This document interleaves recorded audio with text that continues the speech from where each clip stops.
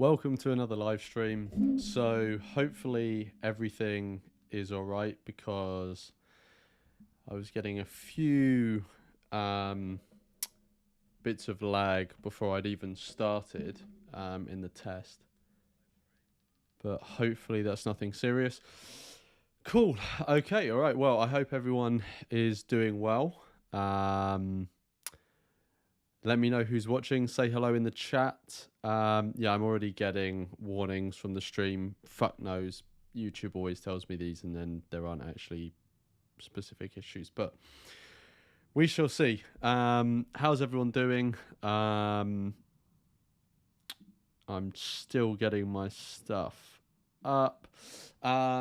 So, yes. So, I actually can't remember when the last live stream was or what we did it on. What was the last live stream? Oh, it was the unsolicited advice one. So we got 1, 2, 3, 4 in the chat. Says looks and sounds good. Thank you for letting me know. And says how are you? I'm doing well. And 1, 2, 3, 4 says they survived the hurricane. So I'm assuming you're in Florida. I was actually watching some of the some of the coverage live of the hurricane. And Van Gogh is in the chat as well. So, cool. What are we doing in this stream? So this stream, we are going to be finally getting into the 3-hour Lord of the Rings length video by Leftist Cooks. So, Martin's in the chat as well. Hey, Martin. So if anyone who doesn't know, the Leftist Cooks, I wasn't aware of them before they posted this video, so I haven't watched any of their other videos, so I'm only aware of them from this video. I actually haven't watched this video. I was saving it for a live stream, so this is fresh off the press, and it probably means I'm going to fuck up everything I want to say. But basically, they are a sort of video essay leftist YouTube channel. That is the sort of vibe I get from them. So it's two people. I believe they're a couple. And Tejas, who runs the Cosmic Antinatalist YouTube channel, does Antinatalism this week.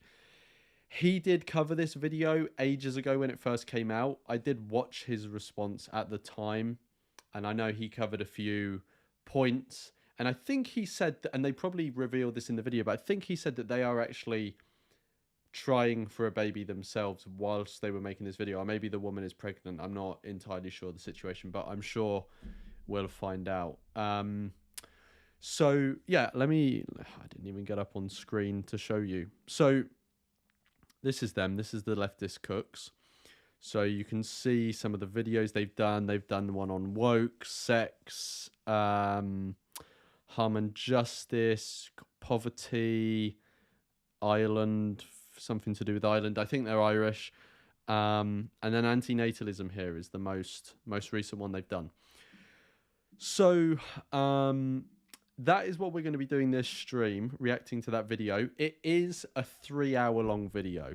Like I said, it's Lord of the Rings length stuff. So we're not going to do it all in this one live stream. It's going to have to be at least 2 parts, maybe 3 parts. I don't know.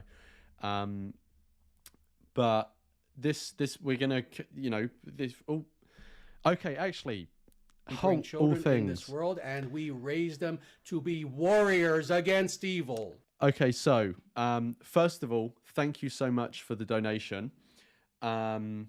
I will get to the donation very quickly, but I wanted to explain something. I didn't expect there to be a donation this quickly, so thank you so much. But also it sort of kicks me up the arse to get to what I was going to get to. So before we get into the Leftist Cook stuff, like I said, it's probably going to be multiple parts, and we're going to do the first part in this stream. But as some of you may have seen, I've got another live stream coming up, which isn't scheduled yet, to do with 5,000 subscribers. So I just want to quickly talk about that for a bit first before we get into the reaction. So you'll see up on screen now, this in the bottom left. So this little bar, which is a test fundraiser. So basically, let me show you the announcement. So here's the announcement I put on my community tab. I still called it the community tab. They've renamed it to the post tab, but that was a shit decision. So 1234 says in the chat, congrats on 5k. I haven't made it to 5k yet. The channel isn't on 5k. What I did is preemptively made this post about hitting 5k soon, or nearly at 5k, because I wanted to give people because I want to do the live stream at pretty much when I hit 5k, but I need to give people time to submit questions. So I'll get to this now. So you can see on screen that what I'm announcing is that I'm going to do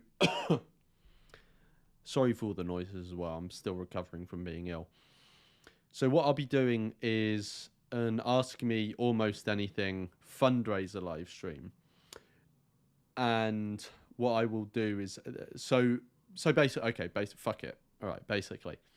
So once I hit 5k, I'll be doing a live stream, and it'll be an Ask Me Anything live stream. So I'll be answering your questions about everything and anything, almost. And it will also be a fundraiser. So that is why I'm testing out this this thing in the bottom left, which should appear soon. Yep, there it is. So basically, we will be raising £300. The target is £300 for Family Empowerment Media. If you want to check out Family Empowerment Media, just go on Google them.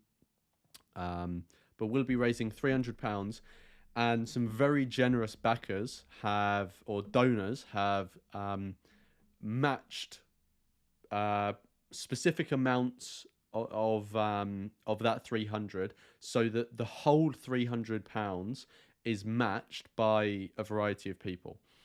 So basically what that means is all the donations you guys make up to £300, you know, hopefully we'll hit the target, will be doubled.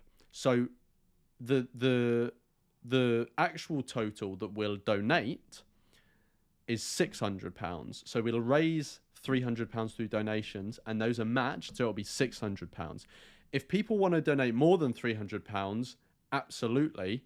It's just above £300 they won't be matched, unless unless like another donor comes forward and says they'll match that.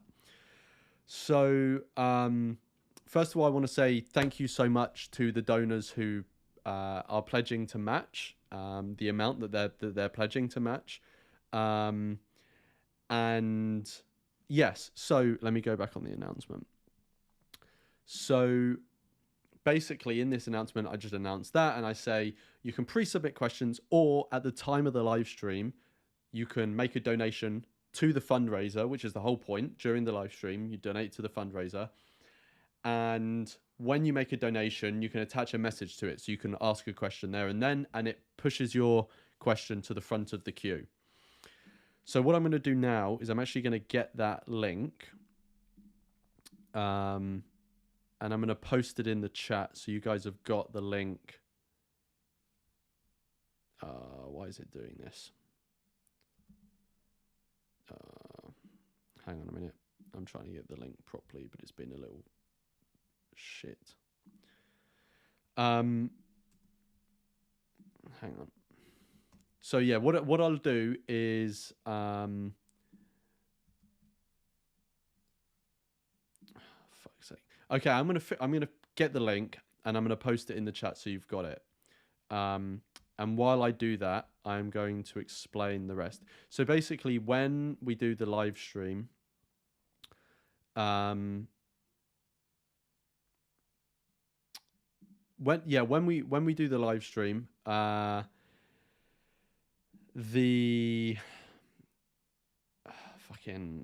so shit at multitasking, I can't believe it.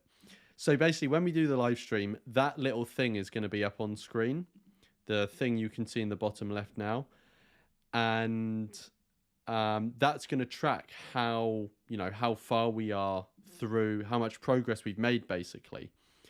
Fucking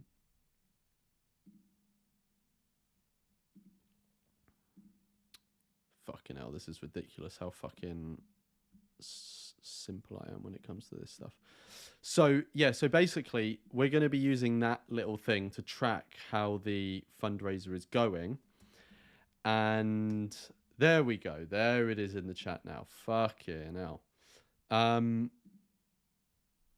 Yeah, so that's what we're going to be using. We're going to be using that little tracker. And I just wanted to test out if it works. So yeah, so that link is in the chat. That link you can go on. That is the form to ask your questions. But yeah, this thing on the live stream, I basically just put a £10 goal for this live stream as a test, just to see if it's working. We just had a £5 donation and it's at 50%, so it looks like it's working. So I'm going to take it away now, but that is good. That means it's successful. So that will then be on the actual live stream when we do it for £300. So that is good. That is functional. Okay, so let's get to this donation that's just been made. And I've just seen that the donation was made 7 minutes ago now. So that took me 7 fucking minutes to explain. Jesus Christ. And then we're going to get to the reaction because this is ridiculous. Cool. So donation says, hey Lawrence, really looking forward to this. Between the leftist cooks on the one hand and Musk and co on the other, which side of the political spectrum do you find most exasperating when it comes to their views on antinatalism and why? Bovine blue stocking. So actually, yeah, it's quite funny. Someone else, someone said this. It might have actually been bovine blue stocking, but I can't remember who said it. But someone was saying about how yesterday I posted a video on like Vladimir Putin and the Russian government and the crackdown on antinatalists and antinatalism and child-free stuff. And then today I'm doing a reaction to the leftist cook. So it's like antinatalists are getting it from both ends. So yeah, so which side of the political spectrum do I find most annoying?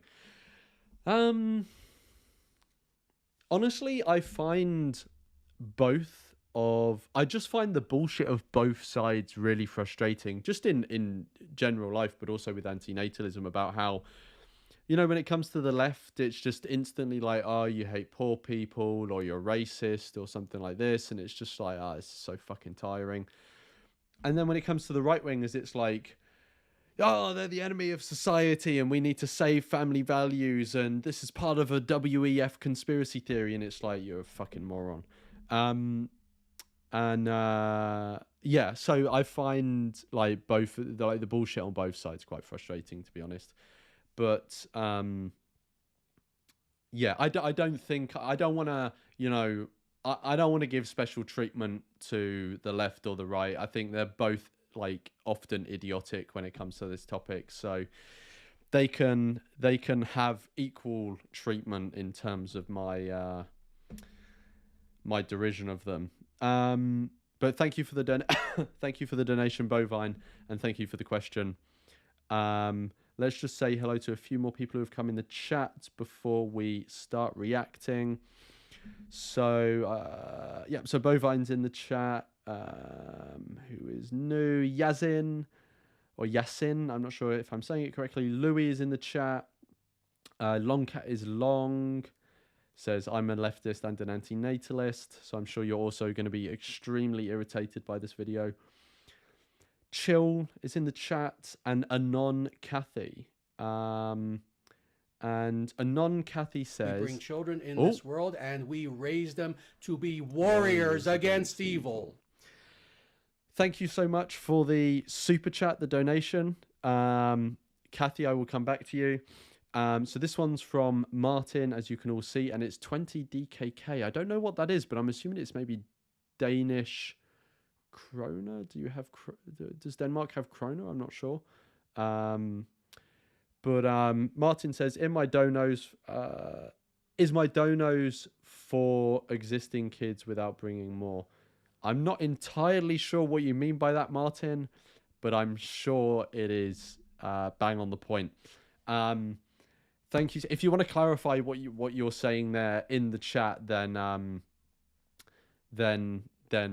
just put it in the chat, which isn't you know, another donation. I can read that out. but I don't quite. I think basically what you're saying is you're making these donations that will go to help existing kids without bringing more of them. I'm not sure. But yes, it looks like it's Danish crowns. So I got that right. Nice. So, and I've just seen Chill says, I want to donate, but I'm broke. So, obviously no one, no one needs to feel like they do need to donate. The fundraiser, obviously it's a fundraiser. So I want people to donate so we can send the money off. And obviously it goes without saying, all of the money will be going to, you know, besides any like processing fees that get taken by Streamlabs, you know, I can't help that, but like I will not be taking any of the money. It will all be going to Family Empowerment Media. But yeah, if you can't donate, then obviously still come enjoy the live stream. You can donate any amount, so even very small amounts. So if you can make any donation, it will be doubled, remember.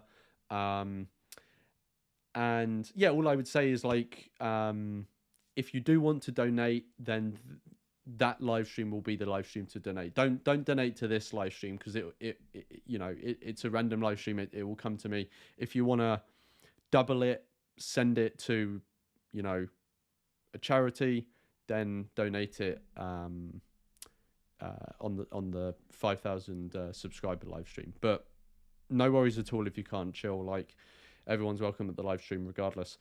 Anon Kathy says, are you doing the vegan antinatalist meetup at the camp out again next year?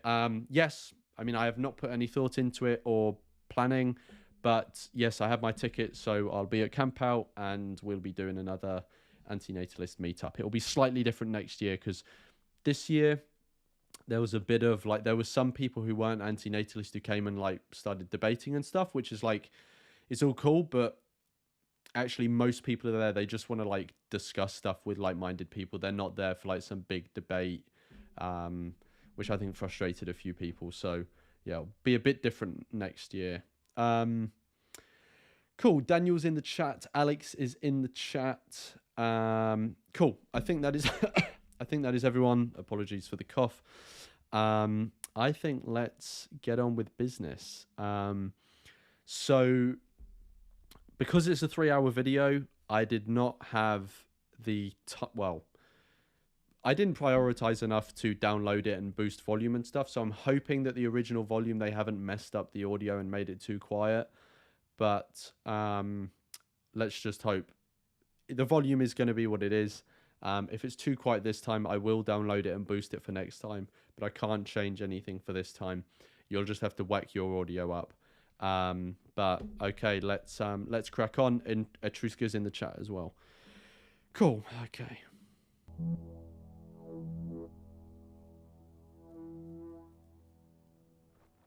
Life's awful, isn't it?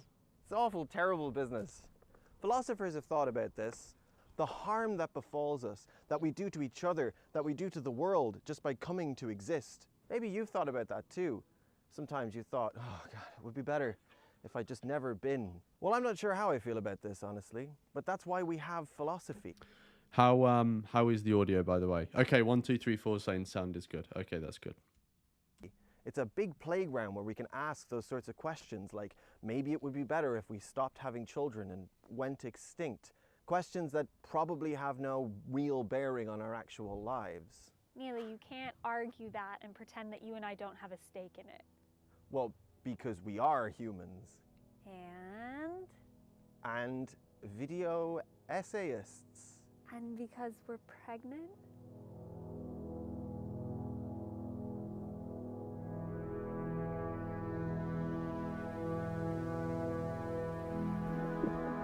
The music is like very Blade Runner vibes. I actually went and saw Blade Runner in the cinema with a live orchestra the other day at in Hammersmith, which was pretty cool.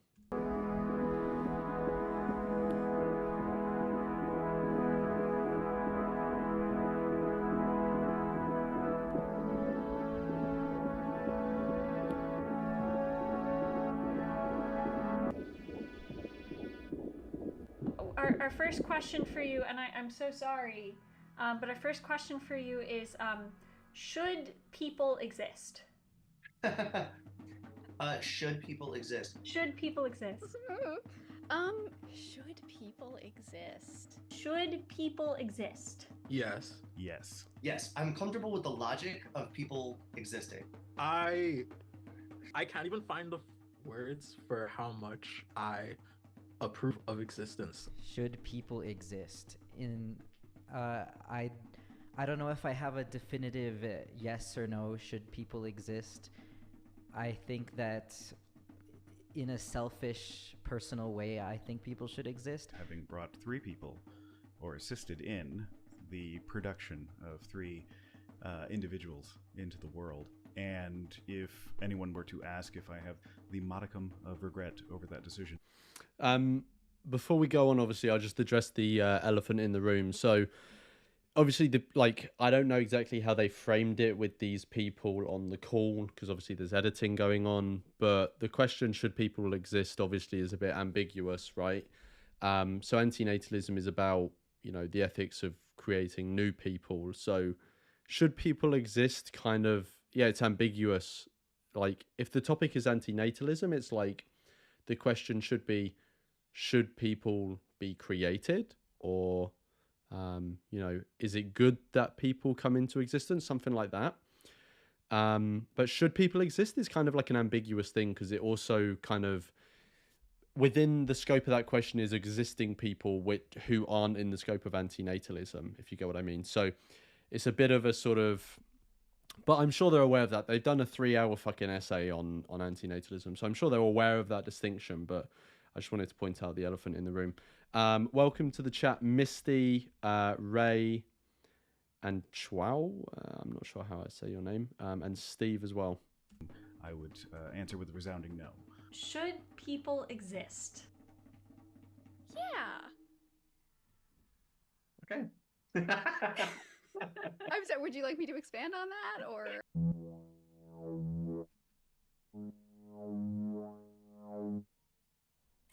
I have wanted kids since I was a kid, since well before I knew what it would entail. I got my Red Cross babysitter certification and started babysitting at 13. I went on to work at a camp for... I didn't even know there was such a thing as a babysitter certification. I mean, I guess it makes sense, but like all babysitting, I've never done babysitting, but like I've known loads of people that have done babysitting, like when I was growing up and stuff, and I've never known anyone to have a certification for that. It's just like, you free on Thursday night, me and my partner want to go out, we got a kid, it's usually a family friend you ask. I didn't even know certifications for that sort of thing existed. Kids with developmental disabilities, and then at a preschool, and then at a high school. I love being surrounded by kids. I always wanted a baby. I was reluctant to have a baby. Even knowing how much Sarah wanted to conceive, I spent 4 years dragging my feet and saying either no or I don't know. I met Neil and fell in love with them, and somehow some stupid miscommunication between jokey Irish indirectness and headstrong American optimism, we didn't have a direct, proper conversation about it until we were well into our relationship. And I still had it in my head that maybe we'd have one, until at one point they made it clear, no, they just didn't want to. I had my first child 16 years ago when I was 19. And then my partner at the time and I had another kid 2 years after that. So now I have 2 teenagers, 14 and 16 respectively. I love my 2 kids. I've had the best time of my life raising them. But I'm also tired. For the last almost 2 decades, when my friends were emigrating and partying and all that kind of thing, I was committed to Ireland, to the local primary school, to parenting and hemorrhaging money and struggling to grow up very fast and doing things backwards. There was a sense as my kids approached adulthood that perhaps now my time would come to catch up on that lost youth and be very naughty and immature. I cried. I journaled. I spoke to friends of mine looking for advice. I read. I proposed alternative family structures. They pointed out that once the baby existed, they wouldn't be able to help but get involved. I took a while. I really contemplated what it meant. This choice. Giving up on this dream of mine, or losing someone I loved, someone I had already started building a life with. I decided that life with Neil, the life I was living, was much more important to me than an imagined life where I had a baby. So I told them I'd made my decision, but I also added a clear addendum. Neil, I don't expect it to happen, but if you ever change your mind, please let me know. But the world changed a lot in that time too. Banking collapse, recession, pandemic, military escalation, rise of fascism, climate collapse. Now suddenly I'm not just one of the only people I know who has kids. I'm one of the only people I know who will ever have kids. Suddenly, backwards is one of the only ways it ever could have been done. And even so, I haven't necessarily done any favors for the kids I have, bringing them into the world in this age. So the prospect of having another child now, for all these reasons and more, well, it's kind of complicated, right? Maybe even a bad idea. At the same time, part of me wondered why I was so insistent on having a baby. I have found throughout my life that wanting a baby has kind of been socially gross. Like when you ask a little kid, what do you want to be when you grow up? And they don't say a doctor or an astronaut, but they say a mommy. Don't you wince a little? Don't you worry about their sense of agency? And yes, at some point, I got to fuck it. Let's have a baby. Is it problematic to want a baby? Because there is an entire field of philosophy to tell us that we are doing something problematic. That field is called antinatalism. In short, the belief that procreating, making new generations of humans, is bad, actually. I'm kind of like interested to see, because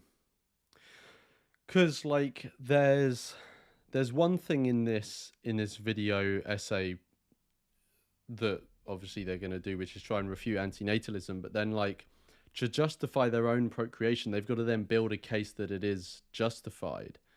And they've just gone over those things of like, what did he go through?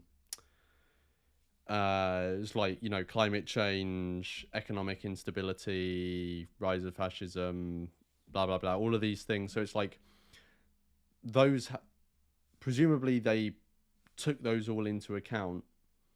And there was enough on it's not countervailing, what's the, like there were enough opposing considerations, like positive considerations, to make them decide, yes, it will be ethical, or it is a good thing to do, or at the very least a neutral thing to do to bring this kid that we're going to decide to bring into existence. So I'm kind of like wondered what case they're going to build for that, because they've kind of like they've set themselves up to have to do two things here, right? Like, you know,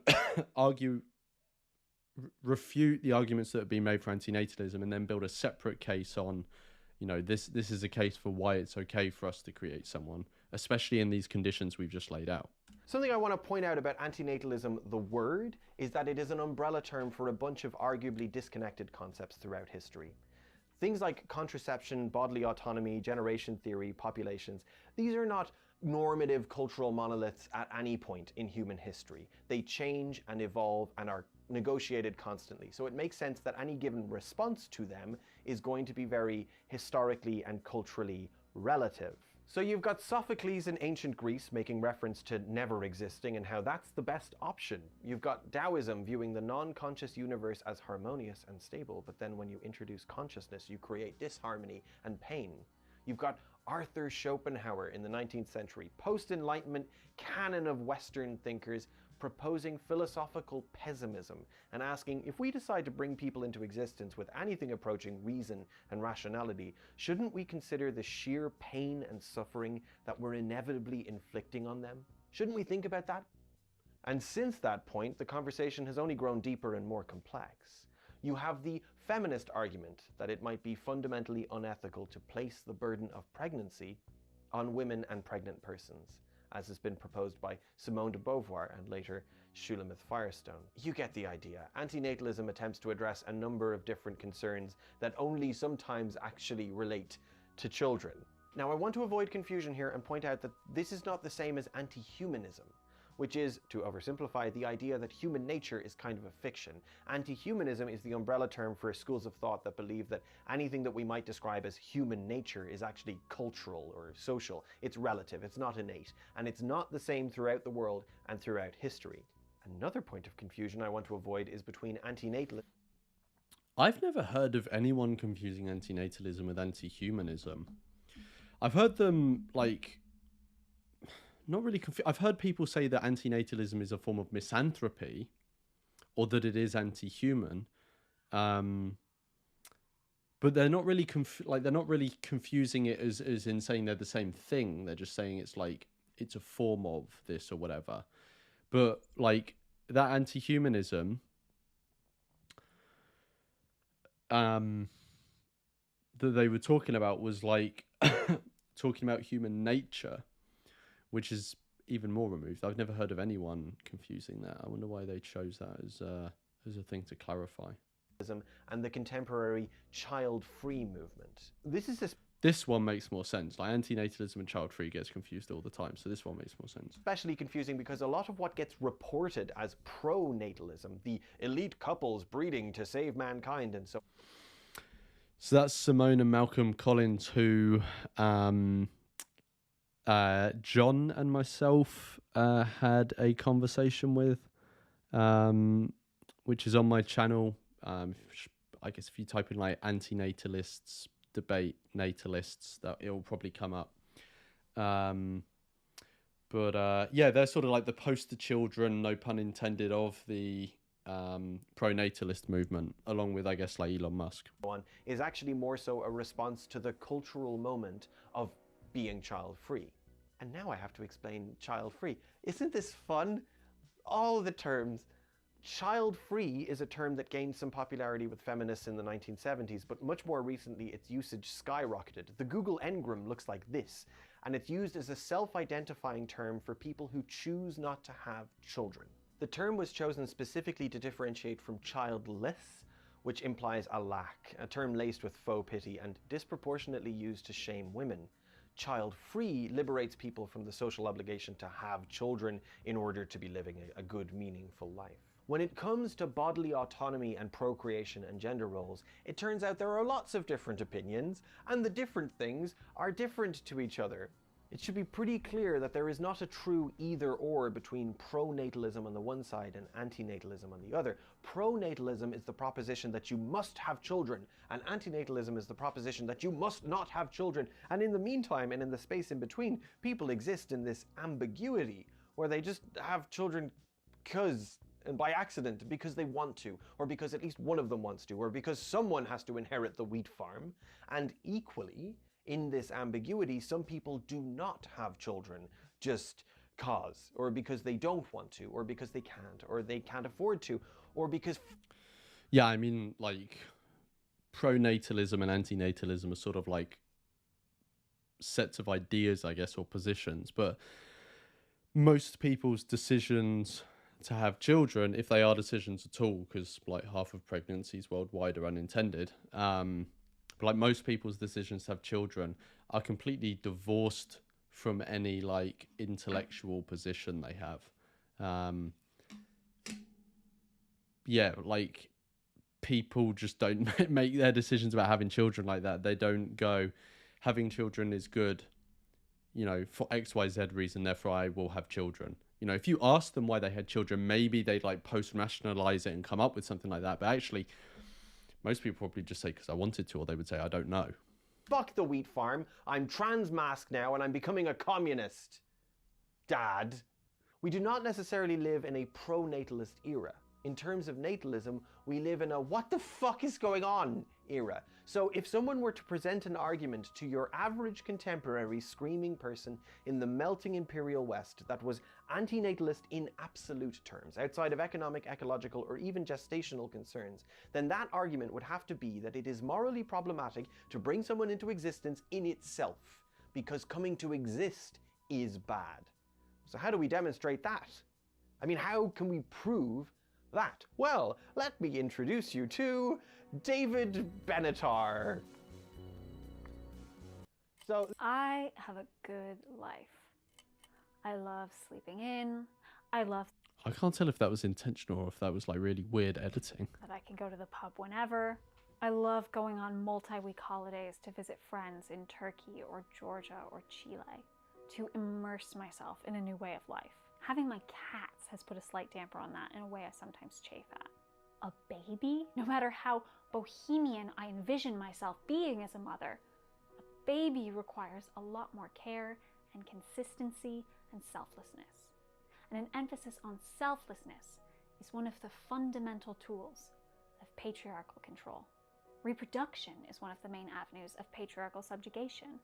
It is at the heart of an interconnected web of social ills, from sexual assault to contraception and abortion, all related to determining who gets control over the sanctity of one's body, culminating, in some cases, in the labor of physically carrying a pregnancy and all of the restrictions it entails for 9 months, only to have to endure the agony of delivery, and then what? A lifetime of domestic drudgery. Having your sleep interrupted every 2 hours to breastfeed with bleeding nipples. Laundry that cycles through and is worn and cycles through again, being at someone's behest, moment after moment. Sleep deprivation, physical exhaustion, a body which will never function as it did before. Some feminist writers say that a woman cannot consent to sex with a man under patriarchy. The power differential is just too foundational. No matter what you feel in the moment, functionally, it is always assault. So too, some feminist writers say that that seems quite a bold claim. I mean, like, so I'm assuming she means stuff like the reproductive costs, right? Like, massively fall on the woman. So, you know, if you engage in sex, then you know, the only one party is having the risk there, even though they presumably are, you know, just as willing as the other party in engaging in the sex and understand that the risks associated with it. Although I'm not saying everyone does, because loads of people do dumb shit, but like, surely even if you accept that, which I'm not accepting what she says, including that, but like, even if, let's say you remove that, like, let's say the woman is sterilized and the man is sterilized as well, then like the risks associated with sex when it comes to the reproductive consequences are, well, removed. I mean, it's a level playing field then. So I don't understand why that would be assault. And that's like a very reasonable context in which sex could occur in the world right now, right? Like, I'm sure there's many people watching this chat who, like, either they or them and their partner are both sterilized. So it completely levels the playing field in that. So I feel like even on her own grounds, it doesn't really stand up. But anyway, it's not the main topic of this video. Sentient Soy Boy, welcome to the chat. Nancy, welcome to the chat. Blind Spot, my transhumanist rights. I might have missed some people. I apologize if I did. Sentient Toy Boy says, glad to see you covering this, Lawrence. Not sure how often you check your email, but I actually sent you timestamps to help you in covering this mess. You may have sent it to... So I don't know if I ever replied to your email. I do check my email, and I'm pretty up to date with them at the moment, although not perfectly. If you sent me those when this first came out, I like really apologize, but it's going to be buried in my email chain, in my inbox, because this came out so long ago. It's taken me so much time to get around to. But thank you so much for the effort. And maybe what I could do is like take those timestamps and put them in the description of this video for people to use for the original video. So I'll try and manipulate them so they don't show up on my live stream, but that they are in the description that people can use. Yeah, hopefully you understand what I mean. Arpit, welcome to the chat as well. pregnancy under patriarchy, even if entered into willingly, is always subjugation, always a restriction of freedom, always abusive. We made Sex and the Revolution as a response to lesbian separatists and their argument about sexual consent under patriarchy. But the argument about pregnancy under patriarchy seems stronger to me. It is certainly a more widely held position, both by feminist writers and, tellingly, by some regular women. I don't want to have children because I want a career, or to travel, or to just enshrine my freedom. And we know that it's a lie, that you can have it all. I'm a feminist, and I believe that my practice of feminism must be analytical. Otherwise, I will inevitably justify the things I already want as being some form of praxis. None of us are immune to propaganda, and the sanctification of motherhood is one of the most foundational myths. Femininity, divine and natural and fully expressed. Can pregnancy and motherhood ever be freed from patriarchal control?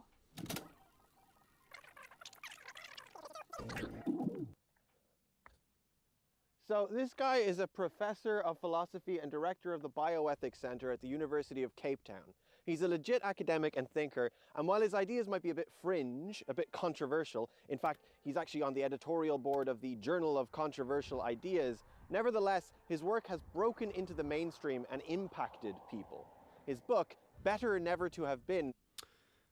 I mean, I'm no one to put Benatar down, but I don't know if I'd say broken into the mainstream. I'd say, like, within the realm of people that care about ethics and like are interested in philosophy, he's definitely broken into the mainstream, considering it's about antinatalism, like relative to antinatalist stuff. It's definitely broken into the mainstream, but yeah, in general life, I don't know if I'd go that far. Has sold remarkably well for a work of philosophy and has generally favorable reviews in places like Goodreads. Benatar also gained some mainstream prominence when the character of Rust Cole from True Detective was written to be a nihilistic antinatalist who had read his book and who espoused some version of Benatar's beliefs. I think human consciousness was a tragic misstep in evolution. We became too self-aware.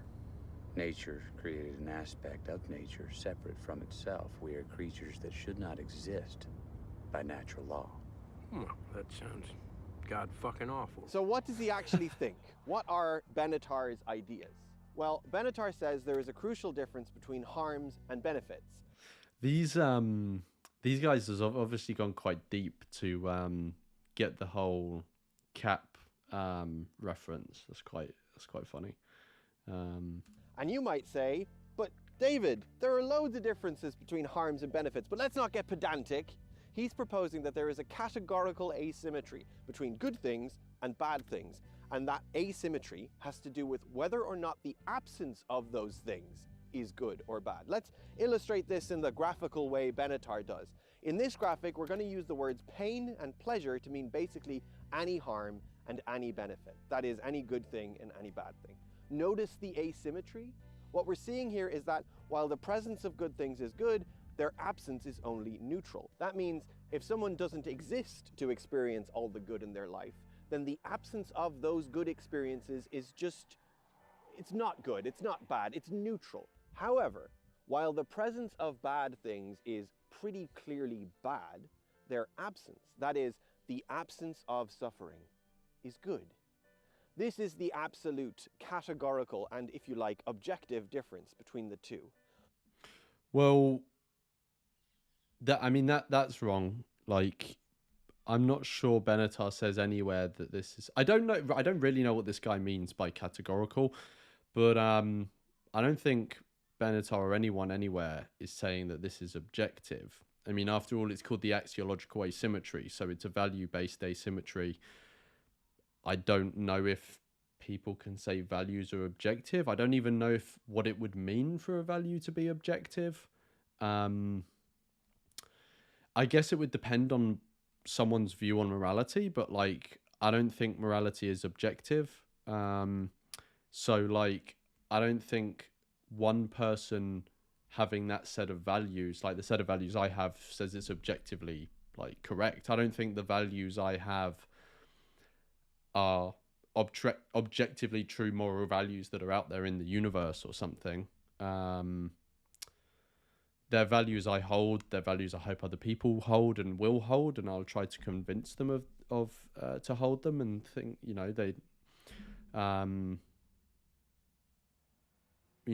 build off of them, build better positions than or more ethical positions than like other values.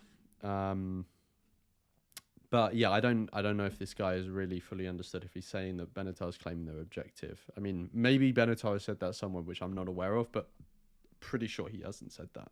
When one never exists, one is spared pain, and this is good.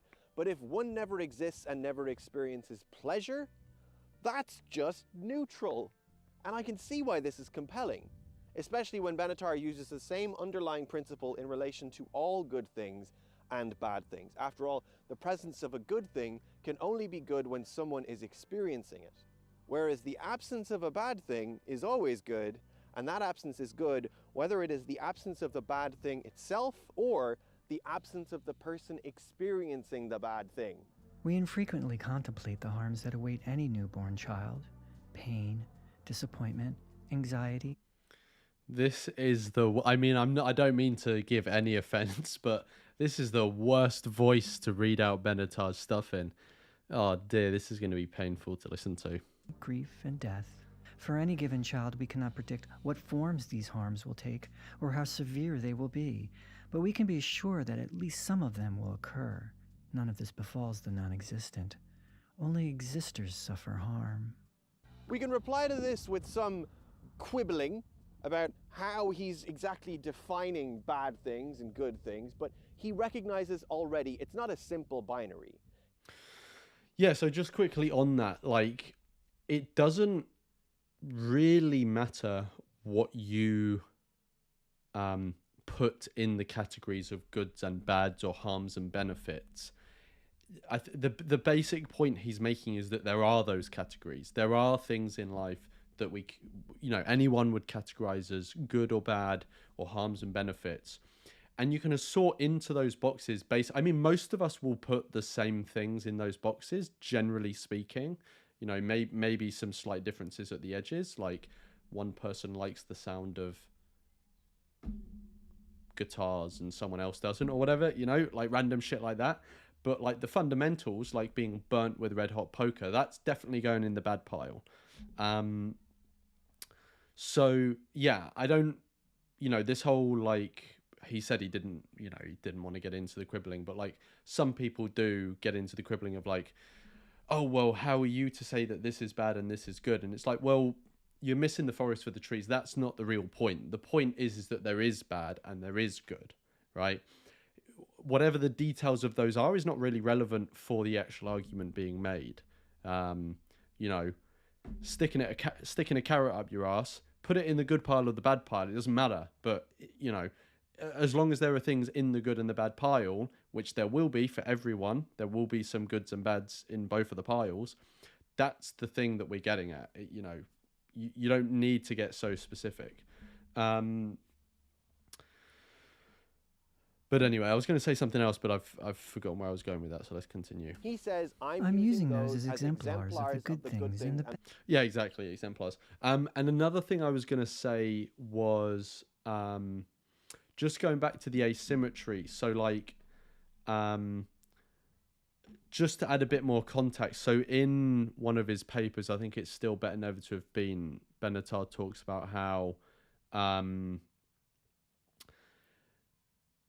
when he's speaking about, this table that they've just presented and Benatar has in his book,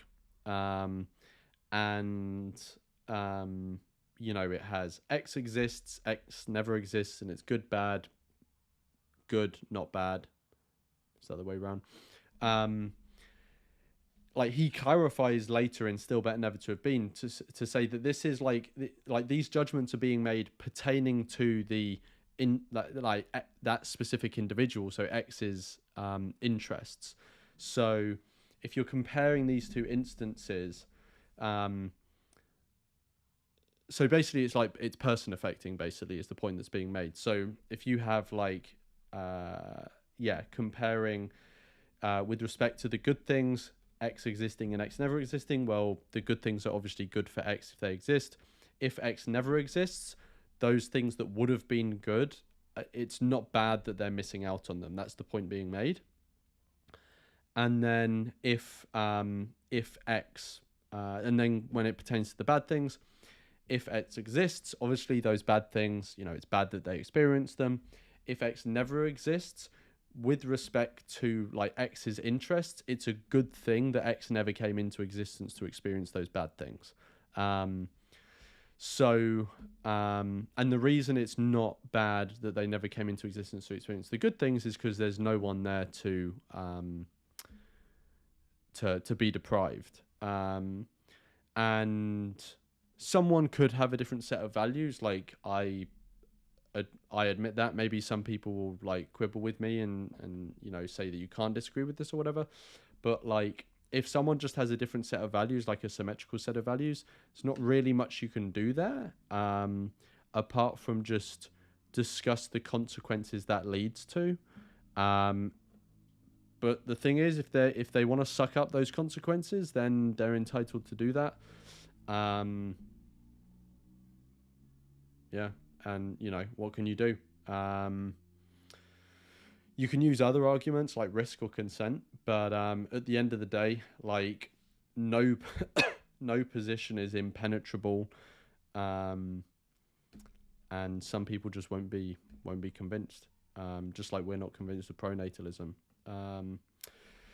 But anyway, let's continue. Bad things in life. For example, the acquisition of knowledge takes so long and is so hard, but the loss of knowledge can take place in a tragic instance. Benatar thinks of suffering as being overdetermined in this sense.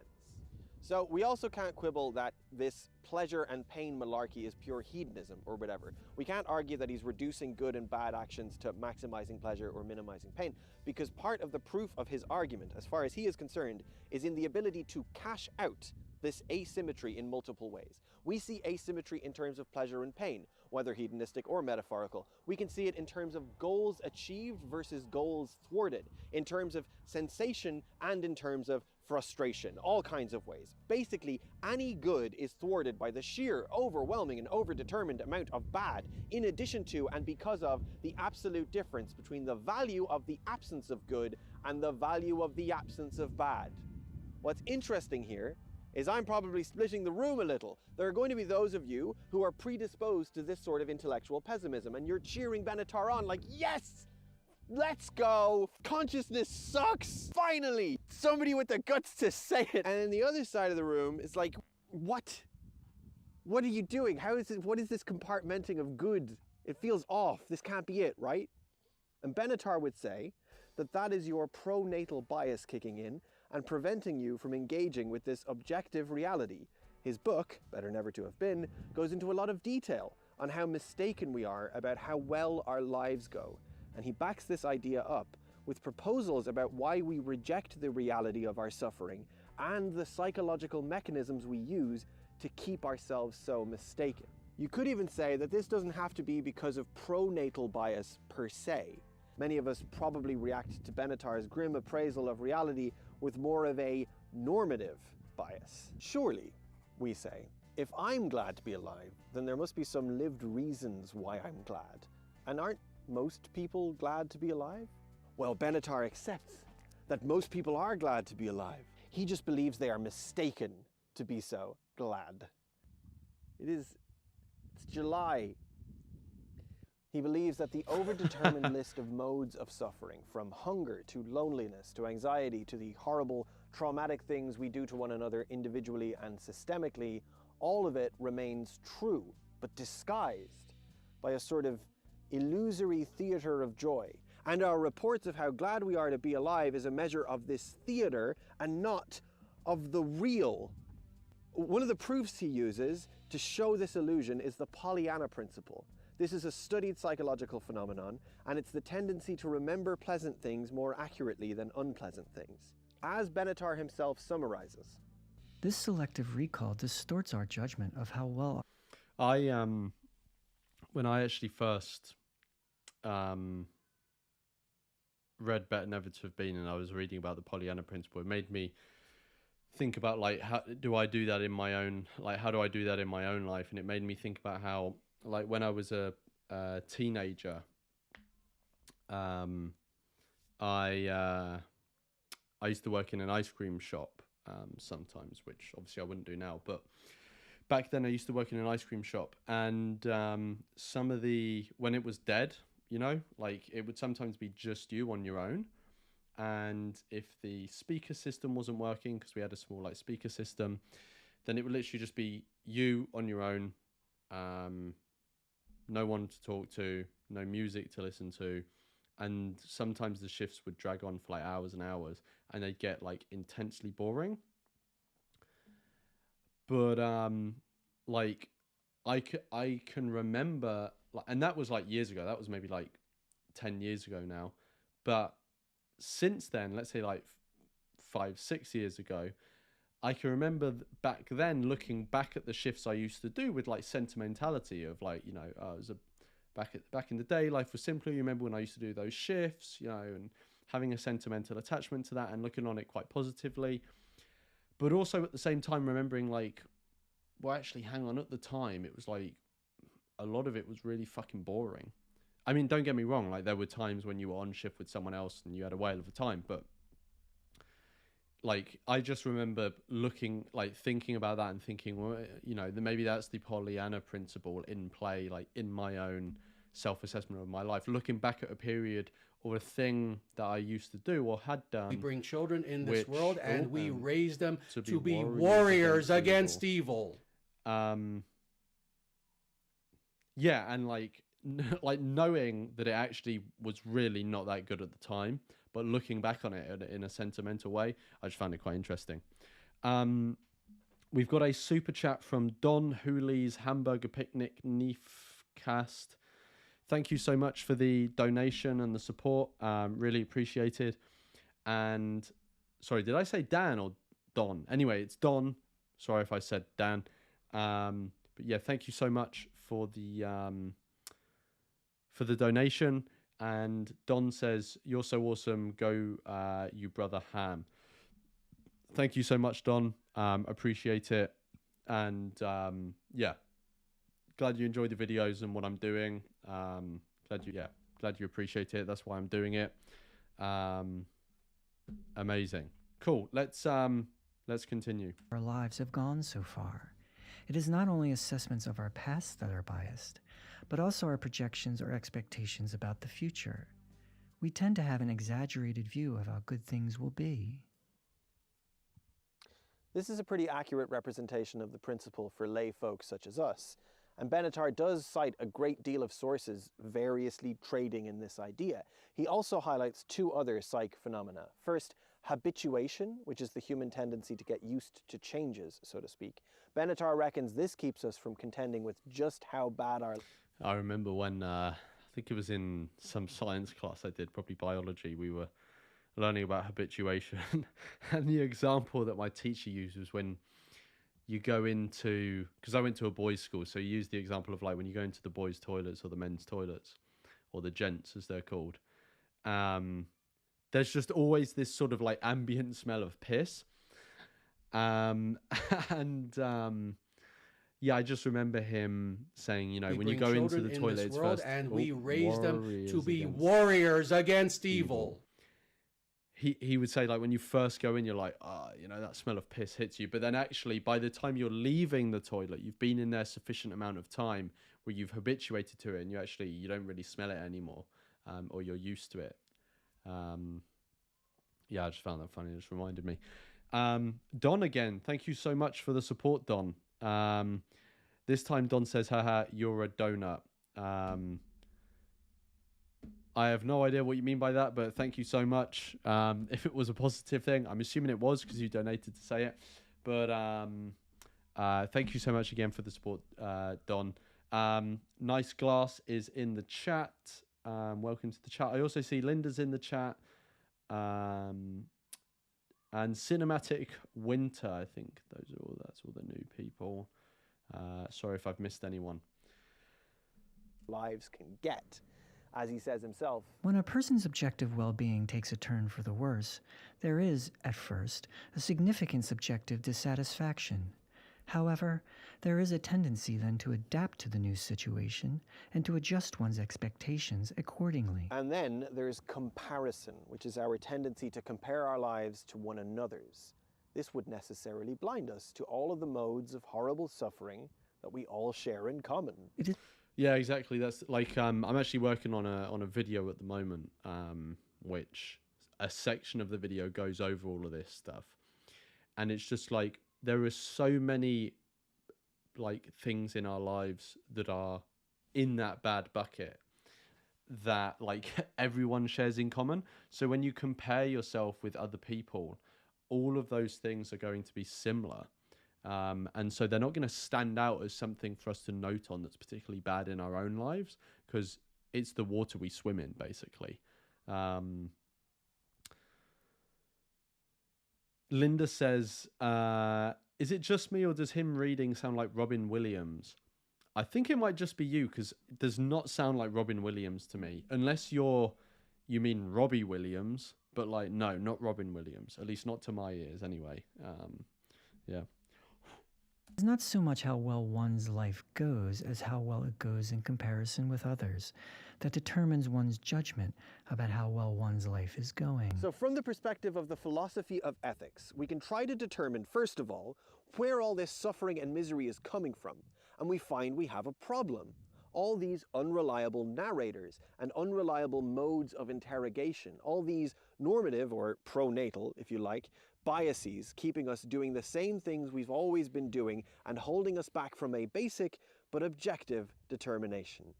I'm just going to very quickly go turn the light on because I've forgotten that I haven't turned it on.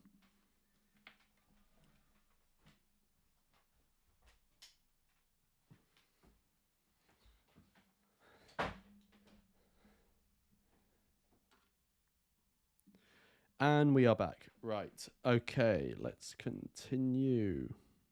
Our lives are full of suffering, more full of suffering than they are full of anything else. From the philosophy of ethics perspective, we then ask what to do about all that suffering.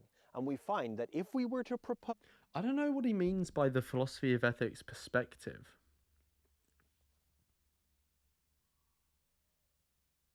Yeah, I'm not sure what he means by that.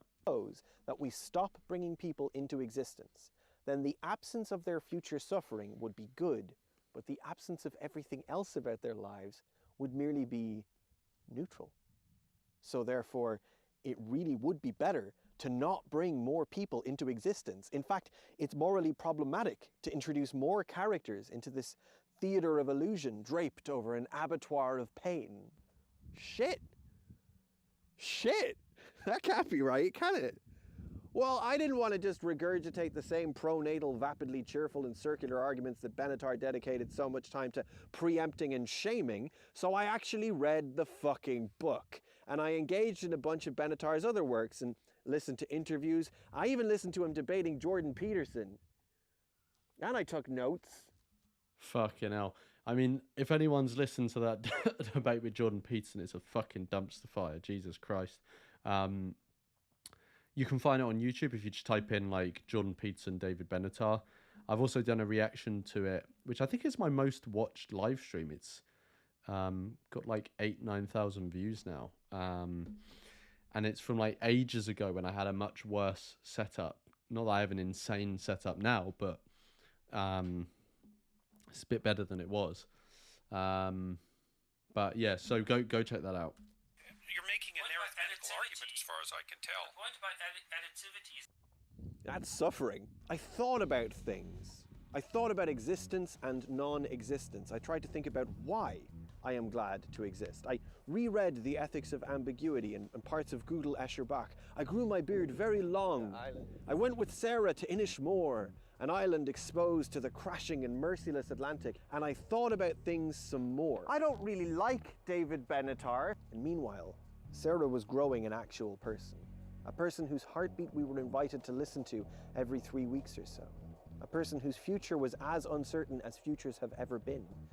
A person whose future suffering was being so emphasized to me, and yet whose future complexity, joy, and relationships to things felt so delightfully ambiguous. There was a fun kind of madness to all of this, that no matter what way it was all proved or disproved, that still life itself was gestating in that tummy. and it would manifest meaning outside of the intellectual power of both Benatar and I, no matter how much either of us kicked and screamed and was sure about things. It felt like a kind of magic. It felt like I was doing... I feel like he's just saying like wishy-washy, grandiose stuff to try and wash away the fact that there's like we serious bring children ethical... in this world and we raise them to be warriors against evil. To wash away the fact that there are like serious ethical criticisms with what they're doing. Which is kind of ironically what Jordan Peterson does. Don, again, thank you so much for the third donation this stream. Thank you so much, Don. Says, this is sophistry, not philosophy. Big difference. Well, there's been some of that so far. We've only 20 minutes in. We've still got like 2.5 hours left. So hopefully it improves. But from the feedback or the like reviews I've gotten from a bunch of people, I'm not sure it's going to improve, but we shall see. Battle with the cold, clinical, academic man, while I had this gentle approach of spells and thoughts and radical love for the world, you know? The first thing I want to ask, actually... You know, one thing I notice, and like right-wingers don't usually do this, but left-wingers, I've noticed do it quite a lot, is they'll put, or actually, talking to right-wingers, but Jordan Peterson actually does do this a lot, is put the word radical in front of something, and it actually doesn't mean anything. It just makes it sound cool. So, like... we bring children in this world and we raise them to be warriors against evil. Warriors against evil. We've got a donation from the Positive Pessimist, who I think is, just some slaphead, really. No, that's John. Thank you, John. Says they hate capitalism but eat at Wendy's. Wendy's nuts got 'em. I don't know what the nuts got 'em means, but I understand what you're saying. But yeah, no. So, but yeah, exactly. Yeah. So, but also like, yeah, this use of the word radical, like I've heard it so much. Like, what did he just say there? Like radical love. I was once at a workshop about radical honesty, and and no hate for the guy who was running it or anyone who was there or anything like that. I actually really like the guy who was running it. But he used the term radical honesty, and I asked, like, I'm genuinely not trying to like nitpick or anything. I just want to understand, unless I'm missing something, like, what is the difference between like just being honest and being radically honest? And he actually just admitted it. He was just like, there is no difference. It just sounds cool. And I find that with a lot of this stuff, you know, like especially definitely with Jordan Peterson, but I find it with a lot of leftists as well. Is they just like use these words and it's like, what are you talking about? Like, it's, you know, you're just adding words to make it sound more intellectual than what you're actually saying. Maybe radical love does have like a well-defined meaning that I'm not aware of. But like, I don't know, it just made me think of all those times where people just like insert random words to make it sound like they're saying more than they are. Cool. Let's continue. So we are on to part 2. And what I'm thinking is, because I'm just thinking like, so we've been going an hour and 10 minutes, and I'm just thinking what we'll probably do is make it to part 3. So we'll do part 2 as well. And we'll probably finish part 2, and that will probably be where we leave it for this stream. And then we'll finish the rest in another stream or 2 other streams. And this is genuinely, I'm curious about this, is did you always see yourself becoming a parent? No, definitely not. Not like, probably not until Roisin, my first, was like maybe 6 months old. Then I saw myself as a parent. Oh. Like, oh, yeah, okay. There are so few like woman creators in this space with children that it's scary to me. And like some of the only ones that I know of like make like parenthood content. Right. And so it's like, is that all I'm gonna do? Like, can I do this and still have kids? And yeah, I pretty much stopped uploading content right after Roisin was born. Or it was a pretty steep decline in content not appearing. But I'd kind of planned that that was going to happen anyway. Obviously, it's so difficult. It's so bloody difficult to work, work at home. And if you have a very young child, probably like your infant in those first early months, it's virtually impossible. I honestly don't know how people go straight back into uploading onto YouTube when their kids are so young, unless they have like, nannies and all that kind of stuff, which we didn't have. And you're so tired and you just become a different person. Like it's such a transformation. I know it's cliched, but it's true. Like it's you're like forged in this fire of poop and no sleep and pain and leaky boobs, and it's just like this horrible 6 months. Sorry, Sarah. It's pretty horrible. It's lovely. It's great. Can pregnancy be separated Lol, that was some cope at the end. It's lovely. It's great. from patriarchal subjugation? I think to answer that, part of what we first need to... Sorry, I missed that. What?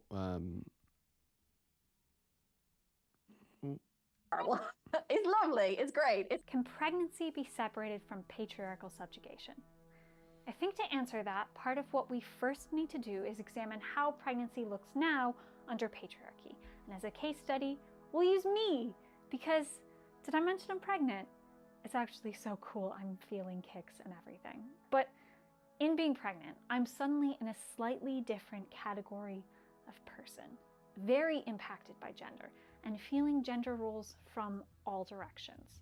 The medical establishment, certainly, but also from other women who are seducing me with messages of empowerment, which under the surface are premised on gender essentialism. Take divine femininity, the spiritual idea of an inner goddess who exemplifies intuition over logic, nurturing over self-sufficiency, herbal teas over medication. I can understand why this is appealing to pregnant people, especially those trying to reclaim femininity in response to misogyny. But I just see it as supportive of patriarchy, reifying gender essentialism with empowering language. It bifurcates our emotional landscape into a divine femininity and its counterpart, divine masculinity, a framework which happens to match... For anyone who doesn't know, that was a picture of Lawrence Fox, who... I don't know if he does acting anymore. Originally, he was an actor. He's part of like an acting family. But now he's sort of like a... I don't know how you describe him. Sort of like a sort of... he's not a political figure, but he's sort of like, I guess, a social figure somewhat now. He was trying to start a political party, but that kind of flopped. I don't know how you describe him. Yeah, let's continue to see what she's saying. So far, I'm kind of not... I feel like it's kind of wishy-washy, but let's see. The same patriarchal ideas about women that the red pill goes on about. In my experience, this thinking leads to the same claustrophobic narrative that Friedan described years ago in The Feminine Mystique. Over and over, women heard in voices of... We've got another super chat. I don't know if it's going to come up on the screen. I assume it will, but it's from Don again. And Don has left no message this time, and it doesn't even let me like it. But thank you so much for another donation, Don. Even if it was without a message, absolute legend. Really helps with covering costs and everything. So thank you so much. Tradition and Freudian sophistication that they could desire no greater destiny than to glory in their own femininity. And this doesn't mean I don't like femininity. I do. I see myself as a feminine person. I would wear a flowy dress every single day if the Irish weather ever allowed it.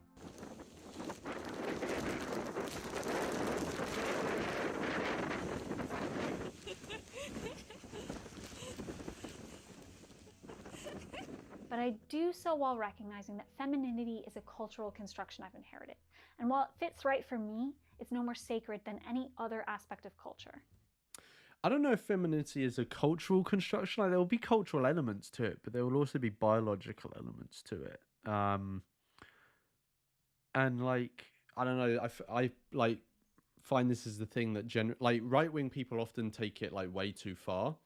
And like left-wing people tend to just like say, no, everything is socially constructed And it's like, actually, in reality, like, our biology is obviously going to have some sort of influence. Our genes are going to, in some way, influence our general preferences. On average, men and women are probably going to have some, difference in their general preferences, which will probably overlap with how femininity and masculinity are seen. But it will be heavily culturally buffered as well.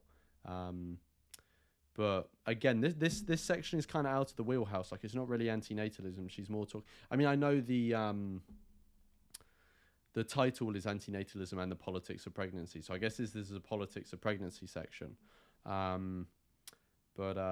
Yeah, anyway, let's continue. And it can change the same way my accent has as I've moved around the world. But frankly, I don't have to engage with divine femininity much in my daily life. My TikTok algorithm has me figured out. It gives me videos of rescue cats and people eating vegan street food in Southeast Asia. It doesn't give me videos of people drinking raw milk while spouting woo-woo goddess stuff. I didn't have much of a desire to be pregnant. I had a desire to have a baby. The actual business of being pregnant I regarded more with curiosity and a desire to be prepared. So I did what I thought I should do to prepare for pregnancy. I made a doctor's appointment for myself and Neil to ask them what we should do. So Neil and I march into the doctor's office and say we're going to conceive. The doctor asks us if we know the basics of how conception works physically. We say that we do. The doctor asks if I'm taking folic acid supplements. I say that I am. I also say that Neil is taking them because I read a study about how folic acid deficiency can impact sperm. The doctor interrupts me. Oh gosh, don't read. He laughs. You'll go crazy if you read. I like being a good patient, so I quietly say, okay.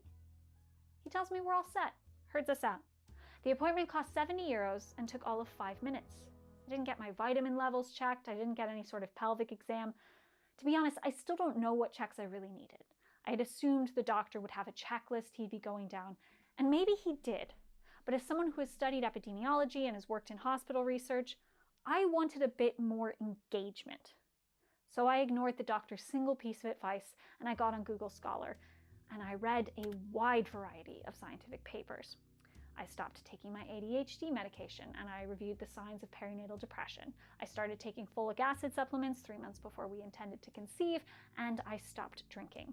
I sheepishly forwarded articles to Neil about how they should avoid consuming alcohol or taking hot baths.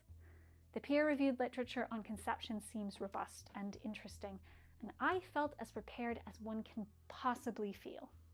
But then I got pregnant, and I noticed something. I suddenly had more trouble getting answers to my queries. Take, for example, herbal tea. When I searched for herbal tea in pregnancy, I couldn't find any meta-analyses, which makes sense because I couldn't find any clinical or cohort studies, which makes sense because there's a higher burden of safety for testing on pregnant people, a justification which means that pregnant people are left out of most clinical trials and cohort studies. But I thought I'd find case control studies, and I couldn't find many of those either. Maybe because only 2% of medical research funding is spent on female reproductive health or pregnancy. So I found case reports, scattered ones, and a few short literature reviews summarizing them. Red raspberry leaf turns out to be one of the most commonly used teas during pregnancy. In some parts of the world, studies indicate that 58% of people consume it during pregnancy, likely because it's frequently recommended by midwives and doulas. A literature review identified 12 studies on it. It also sounds quite nice. Oh, it's raspberry leaf rather than... I mean, it sounds quite nice if it's anything like actual raspberries. And only 3 of those studies looked at humans. The results of the review are contradictory and inconclusive. The review points out that there's no justification for the claim in some pregnancy literature to avoid red raspberry leaf, but there's also no justification for encouraging it or even calling it safe. As the review states, all healthcare personnel are supposed to work according to the evidence base, but the evidence for safety and efficacy of raspberry leaf tea in pregnancy is weak. The fact that the product has been in traditional use for decades does not... Shah is in the chat at Shah Maniacal the Shamanite. I hope I've said that right. Says, for most of the 20th century, women's studies were done on men. Yeah, I've actually. I mean, I don't know. I mean, I'll take your word for it. I don't know about that, but I was aware of the fact that like most studies, just in general, on like general human biology, were done on men, and the findings of that were assumed to be applicable to women, or maybe it wasn't even consciously assumed. It was just like the findings were then used to implement in general public policy, which would obviously impact women as well. But the data was actually collected from men. I know I don't know if it's true, but I know a famous example is seatbelts. I don't know if that is like an urban myth or whatever, but I've heard people say that that it was something like the dummies used in seatbelt safety tests are built in such a way where they actually model male bodies more than female bodies. And so the way that seatbelts are designed are actually accustomed more to male bodies. Again, that may be true, that may not be true. I don't know if it's like a urban myth or whatever. I actually have a book up there, which I still haven't read yet, but I mean to read, which I think it's called Invisible. Children in this Here we world, go. and we raise them to be warriors against evil. I think it's called Invisible Women. I might be wrong. That might be a random other book, but it's basically about like it looks at the data around how women have been disadvantaged and stuff like that. Because I've read more books that would be seen on like the other side of the aisle, even though I wouldn't consider it to be at the other side of the aisle. Like I think everyone's disadvantage should be considered equally. But I've read like The Second Sexism by Benatar and what's the other one? I've forgotten the other one. But so I wanted to read this one as well. So thank you so much 1234 for the super chat. And it actually, the super chats are kind of inconsistent because usually I can super like them, and then the last one by Don I couldn't do either. But now with this one by 1234, I can super like it, and do a reply. But which is strange. But anyway, so thank you again 1234. 1234 says this video gave me more accurate information about raspberry leaf than it did about antinatalism. That is quite funny. That's hilarious. But yeah, thank you so much for the support. Shah says it took until now for Crash Dummies to change from the male form. Right, okay, so it looks like that was true then. It wasn't an old wives' tale. Yeah, that's interesting. I mean, it's good it's been changed now. But yeah, it'll be interesting to see how it is, because it's like, presumably, I don't know if they would make one dummy to be in between male and female bodies, or like two different types of dummies. But then it's like, there's only one seatbelt. So if you get two sets of data from the different dummies, do you just like take the middle and use that as the data that you sort of construct your real life things like seatbelts around? I don't know how it works. But interesting. Thanks for raising it, Shah. Cool. Let's keep going. Constitute evidence and is not considered a sufficient guarantee for safety or efficacy either. I just picked red raspberry leaf arbitrarily. I found this same problem over and over with every tea I tried. Rooibos, that's my favorite.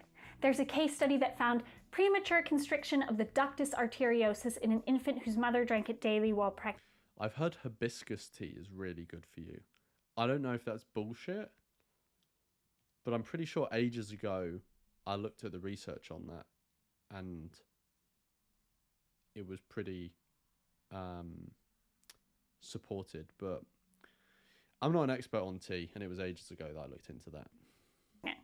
Case studies are the most preliminary type of science. I wouldn't normally base my actions off of a case study. I found one animal study of pregnant rats which showed that consumption of rooibos at the end... Oh, you know what would be interesting? So let me just switch back onto me, and I'm going to do a poll. So we're going to do a poll which is related to this, and it would be interesting. So a couple of people in the chat have said that they're an antinatalist and a leftist, and I want to see what I'm going to ask. What are your general political, or what is your general political persuasion? So left, centrist, and we'll do right. Because this will be interesting. So I would assume overwhelmingly it's probably going to be the antinatalists or leftists or centrists. I don't think many would be right-wing or conservative. And it's kind of the same in the vegan space. Like most vegans seem to be leftists or centrists. But interestingly, Faunalytics actually released a study recently. I can even maybe get it up because I think it's on their main page. And it was about how to... Yeah, here we go here. Let me change my screen. Here, so this is Faunalytics. It's not, but basically Faunalytics, if you look it up, it's basically they like do studies, but also like aggregate information from studies and write articles about it and stuff to help people who want to help animals, basically. And they recently released this, which I think was original research by them about bridging the US conservative values with animal protection. So I think it's basically about how do we get conservatives to care about animals, basically. Which is quite interesting. I mean, I've always said that it's important to, even if you disagree with someone's political opinions, it's important to try and bridge gaps with them, because it's much easier to convince a conservative to become vegan, for example, or anti-natalist, than probably to convince them to become vegan and non-conservative, or anti-natalist and non-conservative. You get what I mean?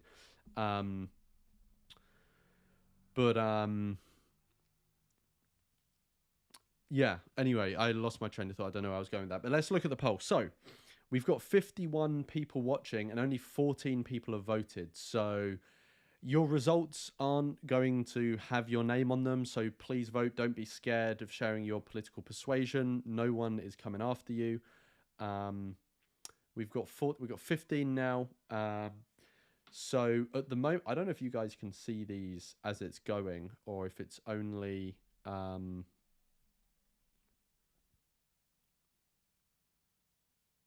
getting an error sign from YouTube. I don't know if it's actually true or not. But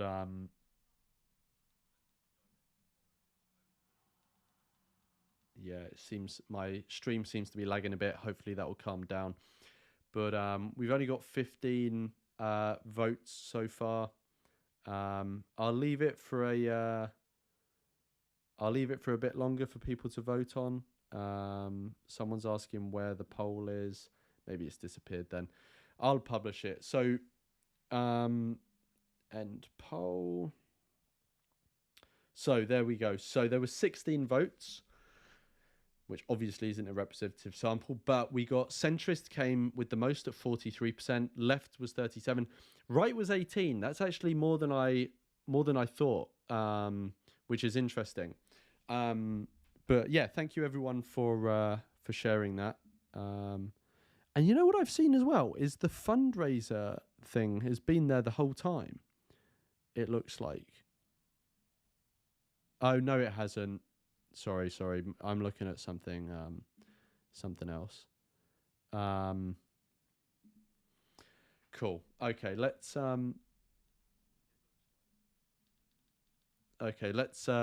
continue. Change onto this.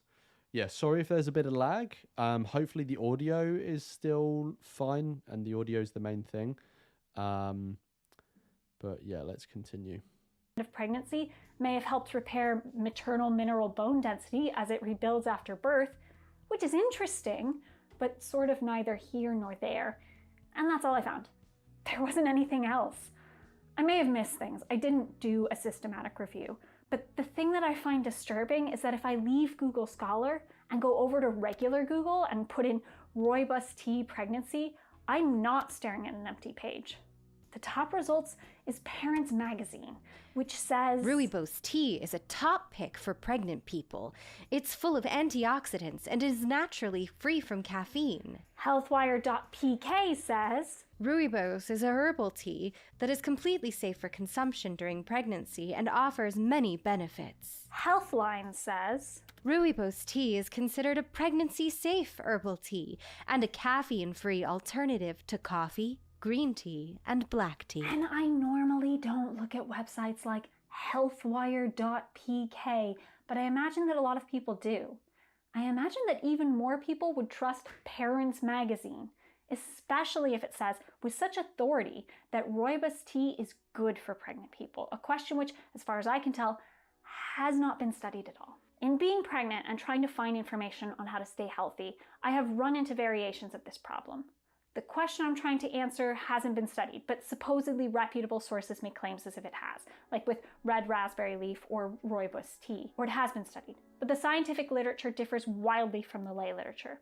A good example here is caffeine, which most mainstream trustworthy lay sources, websites such as the NHS and the HSE, say is safe if limited to 200 milligrams a day, or roughly 2 cups of coffee. I don't know what they're on at the moment. I mean, is this like a antinatalist video? Or is this like some sort of like tea review video? What are they on? But there are multiple systematic reviews and meta-analyses which make me nervous about this claim. A 2014 systematic review and meta-analysis on caffeine found that caffeine intake is associated with an increase in spontaneous abortion, stillbirth, low birth weight, and small fetal size. It stated there is no identifiable threshold below which the associations are not apparent. Or you could go more recent with a 2021 evidence synthesis published in the British Medical Journal, which examined 48 studies and meta-analyses, finding that caffeine consumption is reliably associated with negative pregnancy and birth outcomes. Its conclusion states, among both observational studies and meta-analyses, there are frequent reports of significant dose-response association suggestive of causation and frequent reports of no threshold of consumption below which associations are absent. Consequently, current evidence does not support health advice that assumes moderate caffeine consumption during pregnancy is safe. On the contrary, the cumulative scientific evidence supports pregnant women and women contemplating pregnancy being advised to avoid caffeine. It seems pretty cut and dry to me, so why the disconnect? It could be that big organizations like the NHS are slow to move. Some NHS trusts at local level seem to have pivoted to warning about caffeine, like this one from Manchester, which says clearly that there is no known safe level of caffeine whilst you are pregnant. But a different systematic review points to another possible reason. This study, which examined low birth weight, found that even small amounts of caffeine risk low birth. I'm just gonna check how long she's...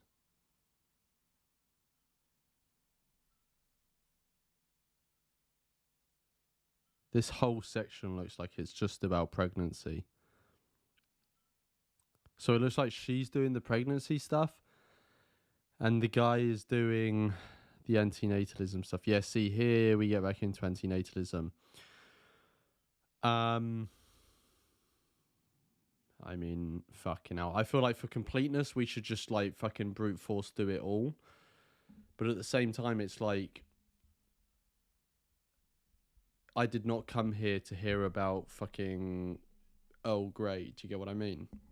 Weights. But it points out that discouraging alcohol and cigarettes should be the priority for clinicians. Discouraging caffeine should be secondary. And I guess that is the sort of decision you have to make when you're communicating health information to a large population. There's a worry that if you overwhelm someone with too many restrictions, they'll get frustrated and they'll just ignore all of them. You'll go crazy if you read. And alcohol is so dangerous. Like, okay, all of us know someone, anecdotal, whose parents drank while pregnant, but if you dip your toes into the data, it's really bad. You absolutely can't drink while pregnant. No, not even in early pregnancy. No, not even at a special event. So it makes sense that discouraging alcohol should be the #1 priority, but I haven't found a study establishing that advising against caffeine consumption. Okay, I feel like if you want to continue with this section, for completeness, put a 1 in the chat. If you want to skip to part 3, But the thing is that if we skip to part 3, that's a whole nother section, and we've already been going an hour and a half. If you want to continue this section, put 1. If you want to skip this section and go to the next time where I think they start talking about antinatalism, put a 2 in the chat, and we'll see what's going on. Yeah, I feel like skip it. Yeah.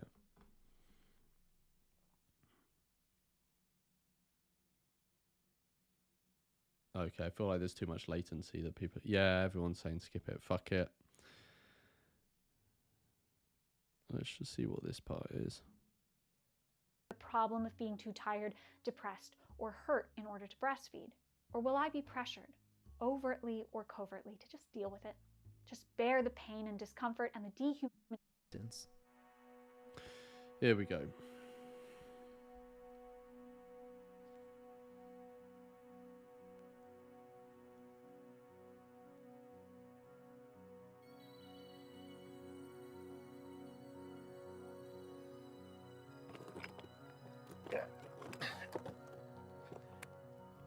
I am not a philosopher. I'm barely even a video essayist. I'm just an entertainer who leaned into giving neurodivergent queer audiences what they want, which apparently is very sincerely talking about science and philosophy, preferably while wearing some funky sunglasses. David Benatar is a philosopher. He's a tenured professor at one of the best universities in the entire continent of Africa. Who am I to pick apart arguably his most famous and far-reaching argument? Well, I'm someone who thinks he's wrong. I think he's wrong ontologically. I think he's wrong in terms of reason and rationality. I think he's wrong ethically. And through lots of reading and soul searching and brushing up on book learning and having many conversations with Sarah and friends and going to a remote island to stare into the sea and think, I ended up writing more than just this essay. I accidentally wrote what amounts to a short book, a project over on Patreon, challenging Benatar's antinatalism on its own terms. And it ended up 21,000 words long. It's free to access, not just for patrons, but for everyone. I never would have had the space for the fully formed version of my arguments in a video essay like this.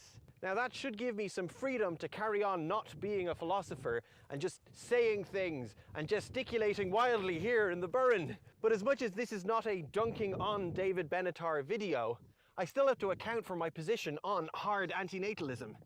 At least some abridged version of it. Some way in which I wonder if there's some sort of imagery trying to be generated here of Sisyphus with the rock, but I'm not sure. Challenge Benatar specifically and synthesize other bits and pieces of philosophy along the way, doing my best as an upstart dilettante Quixote, assaulting the windmills of academic pessimism. Or, if you prefer, I have to make like Sisyphus and get the rock out of here. Yes, get in there, I got it. The rock represents life not being worth living. Basically, I have 3 questions for David Benatar. Who are we talking about? What do you mean, suffering? And what is your taxonomy, or what are these categories? So first I'm going to interrogate Benatar's asymmetry, because it is, as far as I can make out, an ontological claim. It's also a claim about ethics, yes, but as far as I can make out, Benatar compartments harms and benefits into these absolutes. Not entities or forces or anything else, but absolute categories, absolutes. And so we end up with a picture of our reality rendered in terms of harm and benefit. So that is his ontology of existence, a picture of reality conceived of in terms of its pains and its pleasures. To exist as a conscious being is to be exposed to this reality composed of harm and benefit, in which there is an overdetermined abundance of the harm category. To not exist is to be spared the overdetermined harm category. It is morally good that people be spared that suffering, but only morally neutral that they consequently miss out.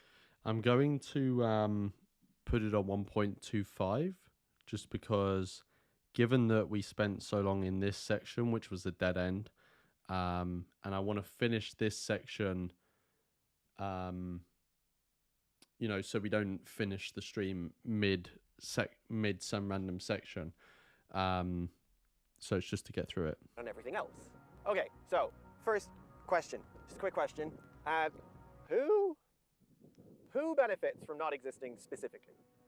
This is the first question I pinned, and it's an ontological question. It's a question about things that exist in reality and the nature of them. Who specifically are we talking about? A person who doesn't exist? Asking that question, presenting this objection, could be what they call in philosophy an empty reference or a non... So I feel like what this guy is doing is, so I think like Benatar also talks about this in Still Better Never to Have Been. So he basically says like, what people do is they take a general rule which is usually true and try to apply it to a special case that it doesn't really fit in. So generally, for something to be bad, it has to have harmed someone, right?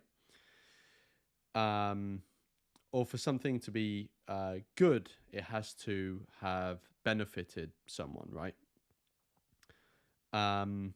Where now, in the case of like antinatalism, you're talking about an individual that never comes into existence. So there's not a specific individual that you can point to and say, you know, there's no person like actively benefiting from the lack of harm that if you'd have created someone, they would have suffered, right? But I don't think this is necessarily an issue. To say that it's good that those harms were never experienced, I don't think you have to have a specific person you need to point to say that it was good that didn't happen, right? So an example I often give, and like, maybe this is wrong, maybe this is a bad example to give, but I've not, like, no one has ever given me a specific reason to think this is a bad like example to give, is the case of dying, right? So antinatalists talk about coming into existence, dying is talking about going out of existence. And when we're talking about people dying, that is also a special case where I think it makes sense to say someone can be benefited even if there's no one around who is actively accruing some benefit. So for example, if someone has cancer, you know, oh, sorry, people are saying I'm low. I'll bring my mic closer. Yeah, so if someone has cancer, they are having a very awful life. You know, there's no prospect for improvement. It makes sense to me to say that they would be better off dead. It would be a benefit to them to essentially be euthanized. Now, yes, once this person dies, they no longer exist to be actively benefiting from something. But that doesn't then mean that it doesn't make sense to say it's good that they are no longer suffering. Yeah, I don't know what else I can say. Like, that makes sense to me. It seems to make sense to everyone else because I've never heard anyone disagree with that. And I've heard unless you're a very young person, everyone knows someone who has died, or you've at least spoken about death and recognized the fact that it's a good thing that certain people have their lives ended because their lives were intolerable, right? So if it makes sense to say that it's better for that person to no longer exist, why does it not make sense to say that it's better for this hypothetical person that we could create to never exist? Maybe there is a good reason. I don't know. Like, no one has ever explained a good reason why it makes sense to talk about in that way at the end of life and not for the beginning of life. If someone has a reason, I know that a chat is not a good medium to do that. Please email me. But I have not found a reason. So if we're going to accept it for the end of life, unless you can provide a valid reason to not accept it for the start of life, then I feel like we should accept it for the start of life. And so I feel like this criticism that they're making, I just feel like it falls flat. It's just like, it's just arguing semantics and missing the point. I mean, is someone really going to say, like, you know, is someone really going to, again, Benatar makes this distinction between like clever and wise arguments. Like, it can be a clever argument to like nitpick these things, but at the end of the day, if someone is brought into existence and they just, you know, they get leukemia as a kid and they get chopped up on the operating table trying to save them and then they die, and someone says, you know what, it's probably better if they just didn't come into existence, are you really going to turn to them and say, what do you mean? There's no specific person who it would be better for? It's like, get out of here. Like, everyone, like, you're trying to nitpick in a way where you try and take a general rule that, like, exists and say that, and try and force it, cram it into the wedge of this special case where it doesn't apply, which you wouldn't accept for the end of life, which is also a special case. I've never found this criticism convincing, this pushback. Let's continue. Referent problem. It comes up a lot in challenges to Benatar's position, and in any philosophy with regard to future persons, who, of course, do not yet exist.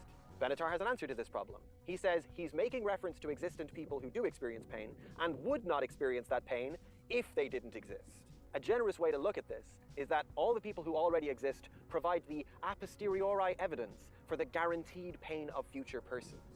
He admits that... Clearly, Axiom 3 does not entail the absurd literal claim that there is some actual person for whom the absent pain is good. When we say, but no one benefits, the antinatalist replies, we are not trying to confer a benefit, we are trying to prevent a harm. So we can't even talk about who benefits in an ontologically satisfactory way, but that's because me and the other cheerful types, we're not getting it. We're stuck on thinking in terms of benefits. We're the ones who are stuck thinking in reference to people who already exist. So we end up loading this unnecessary burden onto the concept of a harm. That is, that there must be someone to be harmed or not. Antinatalists say the tenet that preventing that harm by means of preventing the person from existing still holds, because the harm itself is still prevented. Benatar is sure that this is the accurate way to think about harm.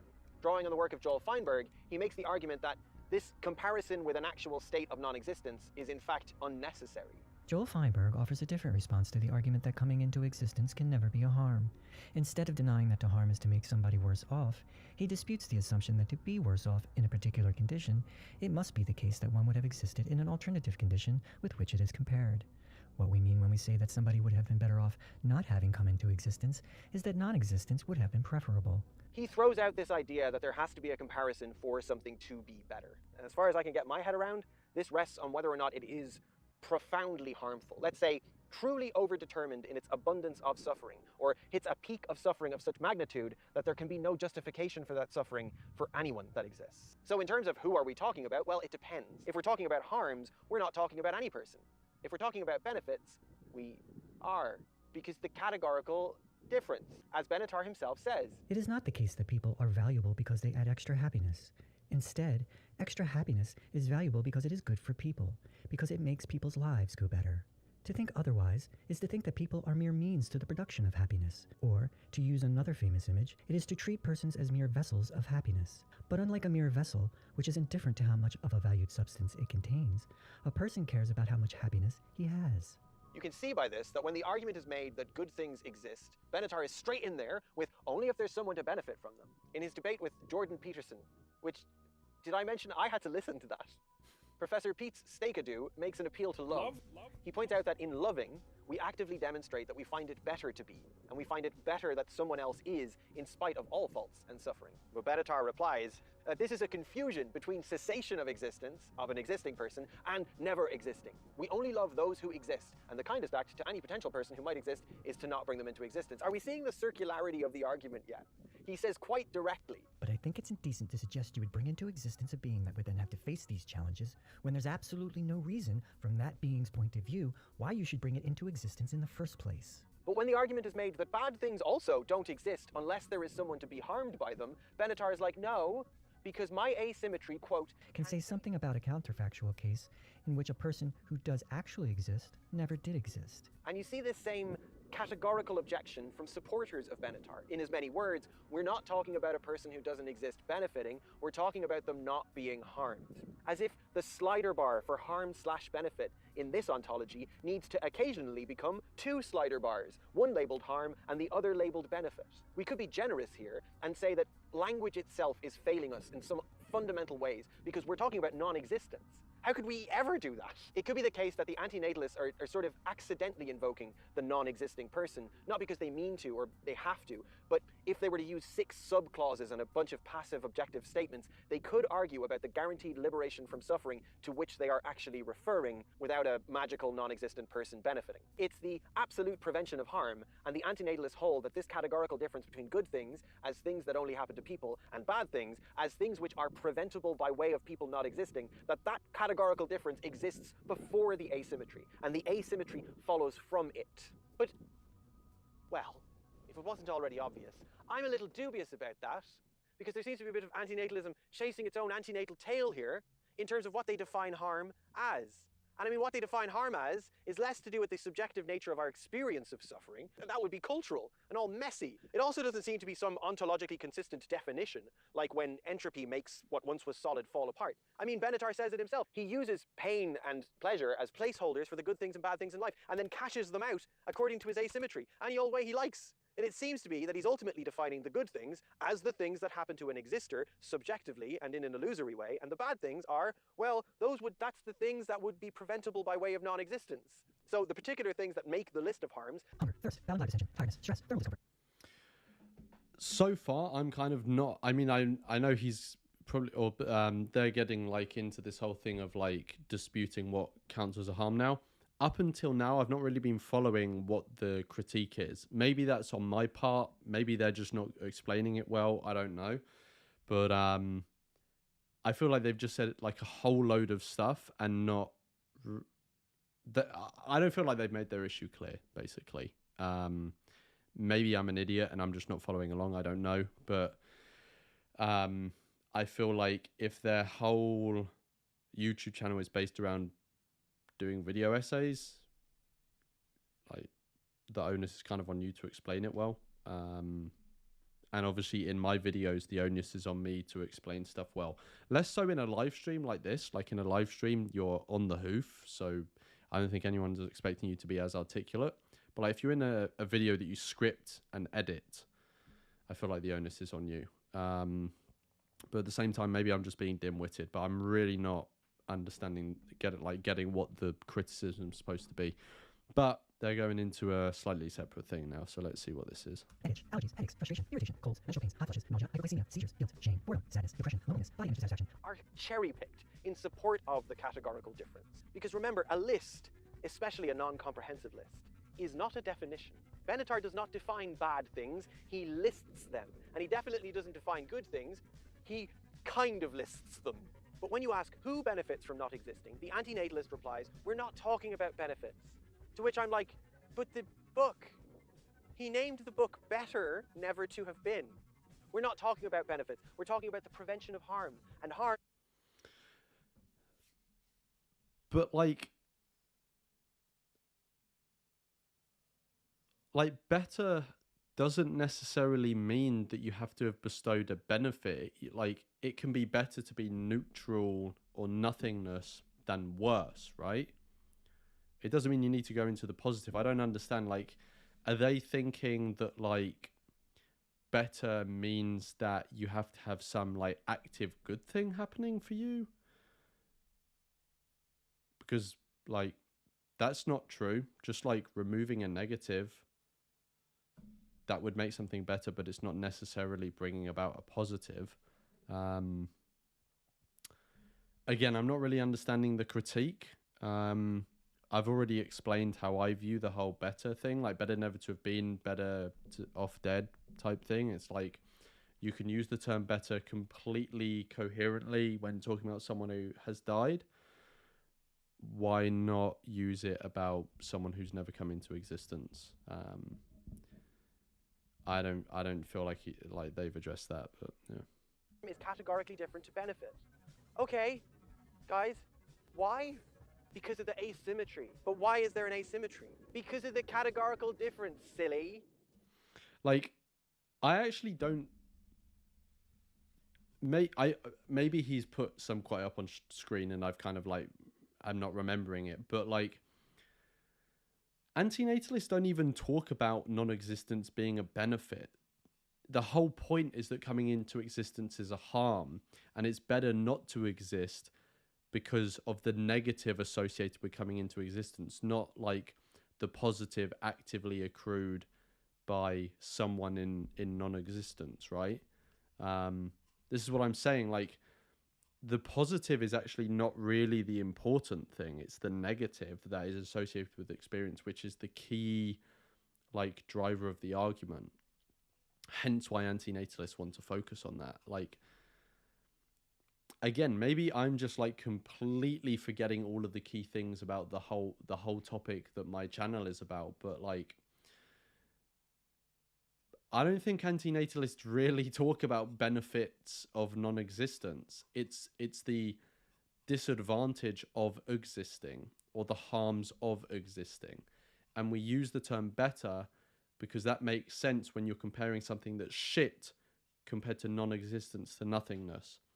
It's not something that's shit compared to something that's amazing. Yeah, I don't know. I feel like the criticism that is being launched here, I'm either not understanding it, or it's just like, it's so bad that like I'm not even getting that it's like the I don't know. I just like, I'm not sure where they're coming at. And this whole thing of like, I don't know if again this was the criticism that they're making, but like listing this whole thing of like bowel distension and all this sort of stuff, again, that's not the point. The point is just like, there is a category of bad that would be the harm. Put what you want in it. If it's wearing lipstick that's a harm, put it in there. If it's watching, you know, Dexter that's a harm, put it in there. If you don't like Lord of the Rings, put it in there. You know, it doesn't matter. Getting stabbed, put it in there. Like, yeah, again, it's just like missing the forest for the trees. It's an oscillation, as far as I can make out. An oscillation between the subjective perspective of the person in their existence, in their suffering or their joy, and the objective perspective of all that we might say about suffering, absolute suffering, in which the counterfactual claim is made only in reference to harm.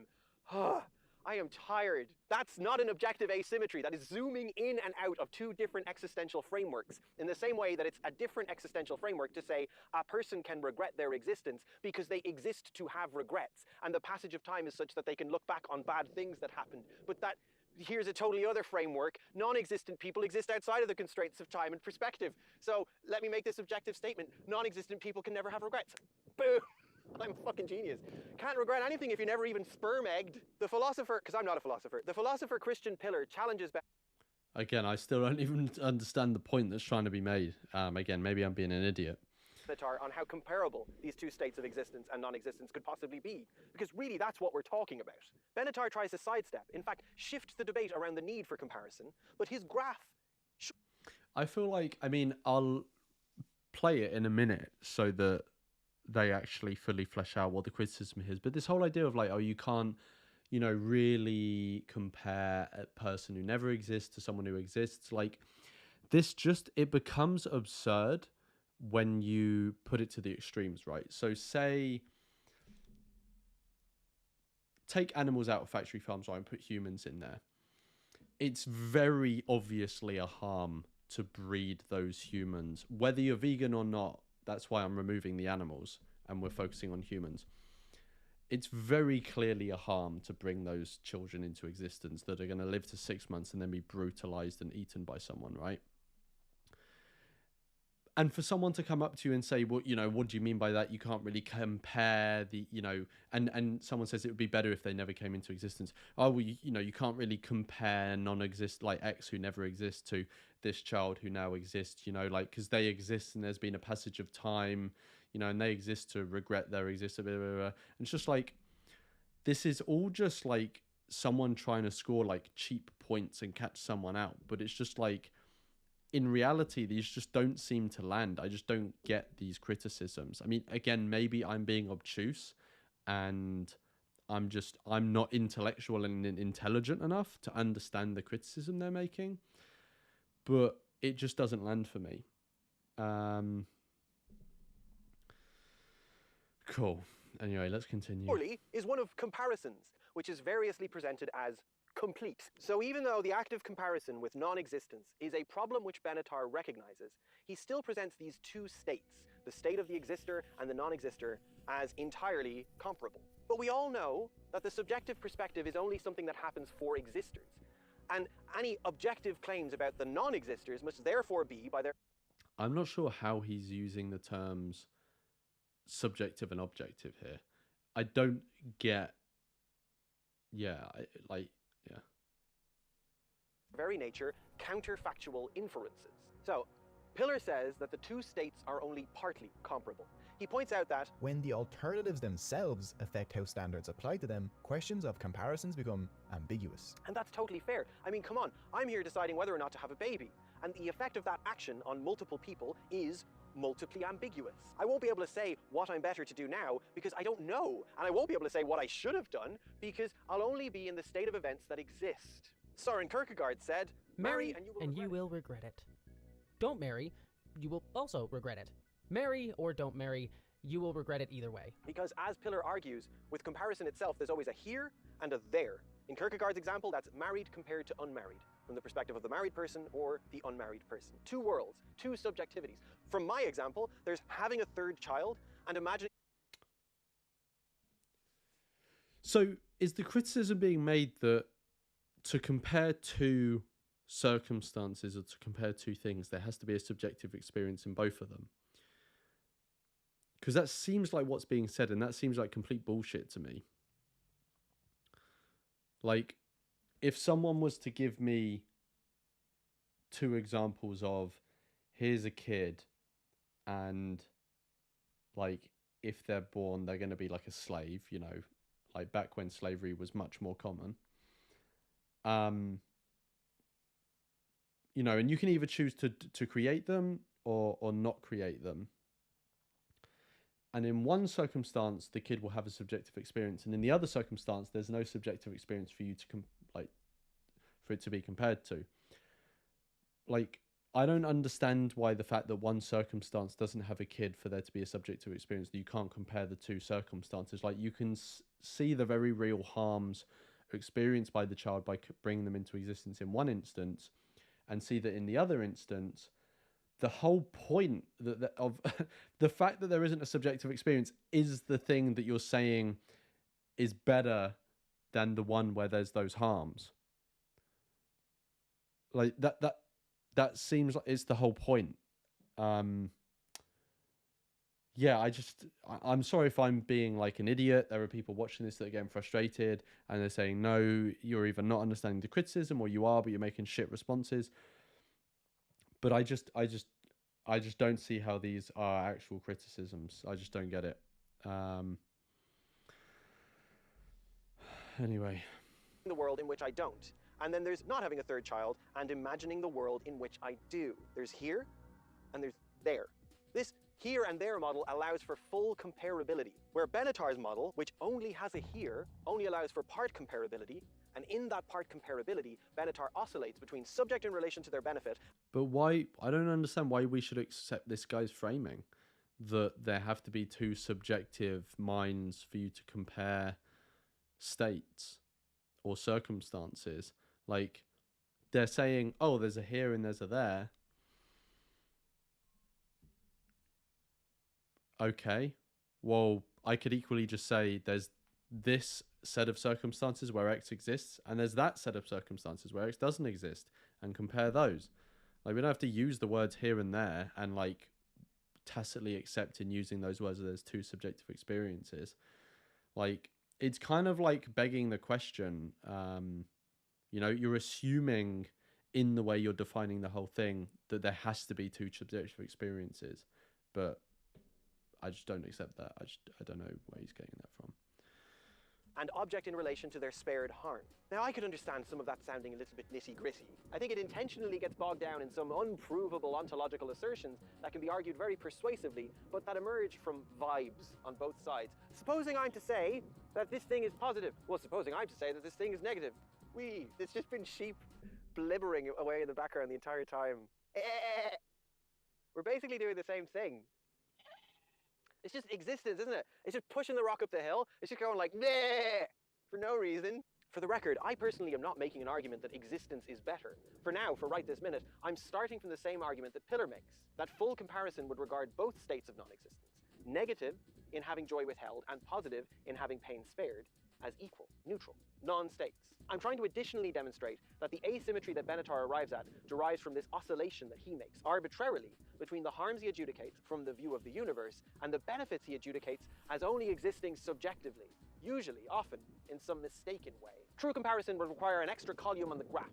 If we ask how things work out for a suffering-free non-exister, from my point of view as a suffering exister, we have to also ask, how do things work out for a joyful exister from the point of view of a joyless non-exister? We have to... Oh, hang on, I just wanted to go back so I can actually, like, look at that.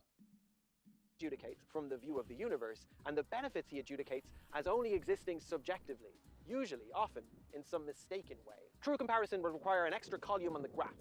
If we ask how things work out for a suffering-free non-exister, from my point of view as a suffering exister, we have to also ask, how do things work out for a joyful exister?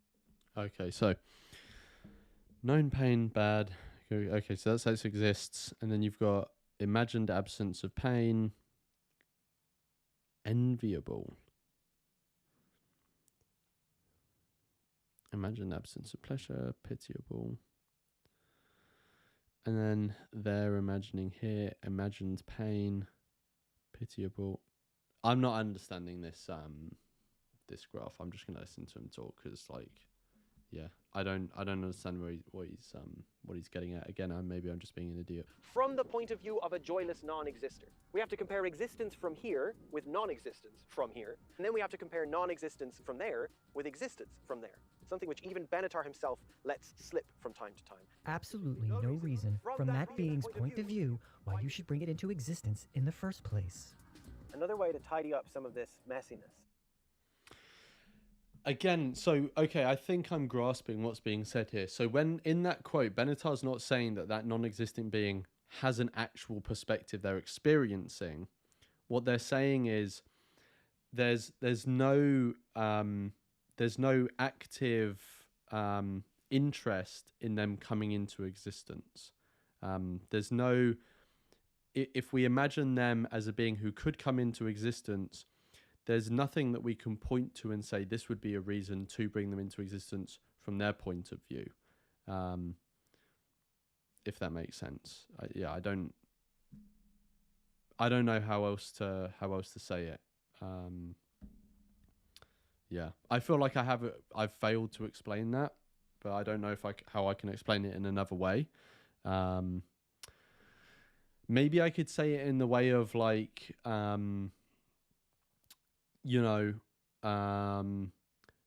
say, for example, you're considering creating someone and you haven't created them yet.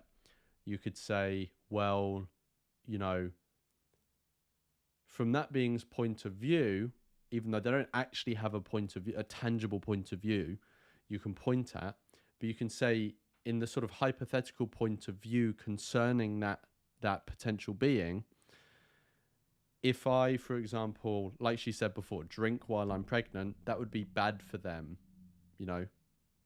concerning their interest that they would have if they were brought into existence. Like, they don't exist, but we can still discuss the interest of a potential person that we're considering bringing into existence. Does that make sense? It's the same how, like, we do it all the time with, like, climate change, like, we try to lead sustainable lives and create sustainable systems so that we don't screw over, like, future generations. Now, someone could say, well, future generations, they don't exist. How can we talk about their interests? They don't have a point of view. Well, again, it's like, okay, if you want to maintain that, fine, but then you've got to act without regard to them at all, right? If you're saying it doesn't make sense to talk about their potential interests, then you've just got to act as if no one else is going to ever exist and your actions are irrelevant to them, which just seems very counterintuitive and almost childish to me. But again, I don't know if I'm just being uncharitable or not understanding. Is to return to another of our initial questions. What is suffering?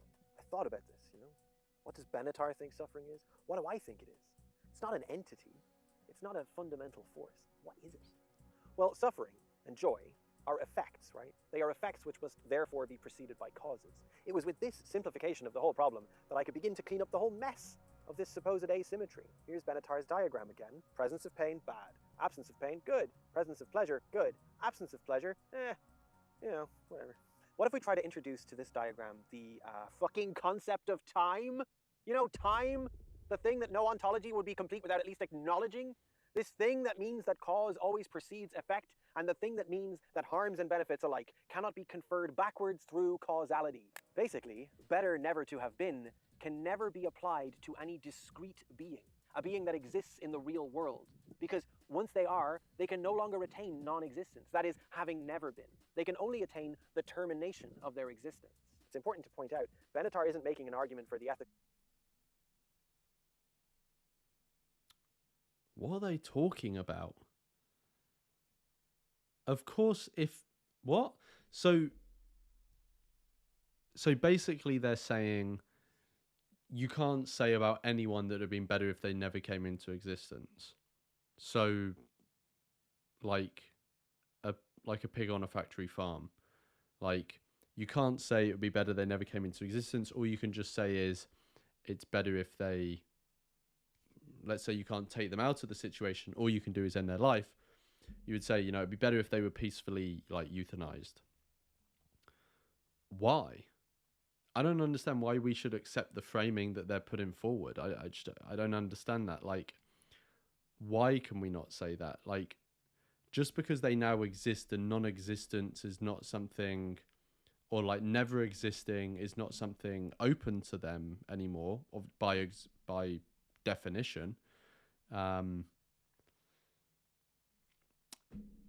don't understand why someone not having access to something means that they can't compare their current circumstances with that and say it would be better, even though I don't have access to that, it would be better if I did, if that makes sense. Or it would be better if this had never, my existence would have never started in the first place. I don't understand why.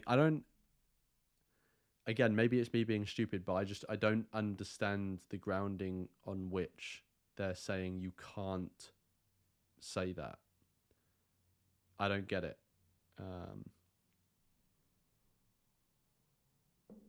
Benefit of suicide. Although it's also important to point out he is consistently irresponsible in terms of praising suicidal thinking, which, I would have thought was a bad idea for a bioethicist, but what do I know?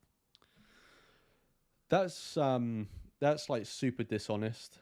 I've read loads of Benatar's stuff, and he always says that ending one's life can be the rational path forward in some circumstances and not rational in other circumstances, which is obviously true. And I've never ever seen him encourage people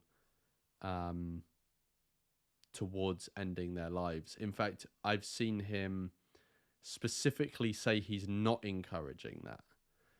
So for this guy to just flippantly try and say that Benatar is encouraging people ending their lives and acting as if he's doing that flippantly, I feel like is a bit of a scummy move. And this guy is having a kid. He's got to literally look after another human being. And he doesn't even seem to be able to do this right. And again, I'm not saying I'm any better, but I'm not having a kid. I'm not dropping someone else in this shit. I don't know. I feel like that was a pretty scummy move, but anyway, let's move on. I'm just introducing this thing called time, because once cause and effect are factored into this diagram, a funny thing happens. Here it is. No cause, no effect. Suffering is an effect which must be preceded by a cause. Yes, only those who exist can experience suffering, but look, clearly, only those who exist can be spared suffering in any meaningful way, too. We can plan future people, yes, and we can, in fact, we should plan a world of benefits for those future people. So now we can plan a future for what I just like. So now they're saying we can plan a future for future people, but how are we supposed to plan a future for future people when they don't exist and they don't have a viewpoint? How are we supposed to know what's good and bad for them? What does good and bad even mean? Do you get what I mean? Like, all the criticisms he's making, he's now just throwing aside by saying we can plan for the future for people who don't exist, but we could create. But they don't exist, they don't have a point of view, and we can't define what bad is. What? Is there something I'm missing? Future people can have rights, they can have responsibilities, they can have an inhabitable world, or a world that we have fucked into ecological oblivion. They can have citizenship. And did they just say that future people can have rights? So someone who doesn't exist can't have a point of view, according to this guy, but can have rights. This is the wildest fucking ride I've ever been on. And surnames, and we can dream of how they might be. But, and this is very important, so long as they are only dreamt of, they cannot suffer. The suffering part is an effect, and before they exist, we are only dealing in causes. If they never exist, we are only dealing in causes. The absence of effects on non-existent beings is not good, it's not bad, it's neutral. In order to get around this causal issue, Benatar does his oscillation, superimposes two states, a subjective position, the perspective and benefit of a person who exists, and an objective position, the abstract suffering of a person who does not exist. And then, one, he oscillates between those perspectives, as if they are in relation to the same subject, but two, he places the burden of absurdity on his detractor when the question is of benefit rather than of harm. It's a recursive loop, and of course it is. Of course it's... Again, I'm not entirely sure what he's meaning by subjective and objective, but like Benatar's explained many times that like all of the judgments he's making are with respect to X, like an individual. He's not saying these are like values that exist out in the ether sometime. He's saying with respect to this individual's interests. Recursive. We're talking about non-existence, and we exist. But in Benatar's framing, he consistently tries to sidestep the absurdity of non-existence, and he thinks he can sidestep this profoundly absurd, uninterrogable problem of non-existence with this sort of pragmatic sequence of logical steps. And then he thinks he can do that sidestepping and pragmatism without projecting onto the new thing he has now created, this new ontology, and he's somehow going to not project his own cultural, personal, subjective tastes in terms of how worth living he feels life is. Benatar ends up dismissing the good of our lives as these ephemeral and unreliable flukes of subjectivity, and in fact he overplays his hand in an anhedonic, numb view of wonder, joy, and beauty. Whereas the bad in our lives he views as from the point of view of the universe, solid and real. He spends much of his work preemptively shaming his detractors, characterizing them as cheerful. I'm not fucking cheerful, Benatar. I don't feel like Benatar has said that the bads in life are objective. Like, he said they're pervasive, but like, again, I don't know what this guy means by objective. It's like, I take objective to mean that it would be true whether or not someone existed or not. You know, like it's a fact of the universe rather than dependent on specific minds. But if no minds existed, there would be no bad or suffering. So I don't know how they're using the term objective. I'm from Clare, or pronatal. I'm not pronatal, I hate my children. And in order to show that this cheerfulness and pronatalism is objectively mistaken, he goes in hard on the psychological studies that he claims back up his position. So I sent his sources to Sarah. Right? You're in trouble now, Benatar. Well, rather than say that they were bad sources per se, they really mostly weren't. Sarah pointed out that they just don't at all back up Benatar's position. You see, something else happens when, like Benatar, and like many philosophers, frankly, particularly the pessimists, we lose sight of the particular relationship that any given scientific claim is describing. Or, as Christian Pillar might put it, we lose track of what it is we're comparing. In the case of psychology, particularly, the psychological mechanisms we could think of that make us cheerful or depressed or healthy or unhealthy, those are only measurable, describable, useful in their discrete packages of meaning in terms of how they compare to normative mood. They're not meaningful from the view of the universe, but only from the view of the average people we happen to have asked. And that's important because it makes a new empty reference problem for Benatar. If we are mistaken about how well our lives go, then what is this absolute truth of how well it's actually all going, and from what position of objectivity is David Bloody Benatar adjudicating it? So, Take the Pollyanna principle, as he is so fond of, a very load-bearing part of his foundational premise that our cheerfulness is a mistake. He puts it as the tendency in humans to remember pleasant things more accurately than unpleasant things, and to have more optimistic expectations as a result. And that's not wrong, per se. However, citing the sources he does in order to support the idea that there is, in any... I've seen from one or two people throughout the stream saying the volume is low. The first thing I'll say is that is like, that's the original video. I don't know what it's the original video. Their volume is super low. But also, like, I have the stream open on my phone. And when I put the volume on, like, it's very easy to hear. I am not trying to gaslight you in any way, but I have a standard phone. Yeah, I have a standard phone. I've got the stream open. Even if I put my phone at half volume, it's very easy to hear myself and the video that's being played. So I'm not really sure what to do. It might be on your end. Like your hardware is you know, it maybe has a low volume, but yeah, I'm not going to be able to boost the volume. Like, it's at max for the video I'm reacting to. I've turned myself down. It's as in I've turned my voice down, so it's more in line. It's more in line with the video being played, but I can't change the volume of the video being played. It's like, it's the volume they made the video at. Way, a real mode of suffering operating in the background of our lives is definitely not an accurate representation of those original studies. In Illusion and Wellbeing, a social psychological perspective on mental health, the authors, that he fucking cites, put forward the idea that considerable research evidence suggests that overly positive self-evaluations, exaggerated perceptions of control or mastery, and unrealistic optimism are characteristic of normal human thought. Moreover, these illusions appear to promote other criteria of mental health, including the ability to care about others, the ability to be happy or contented, and the ability to engage in productive and creative work. Another source, Positive Illusions, Creative Self-Deception, and the...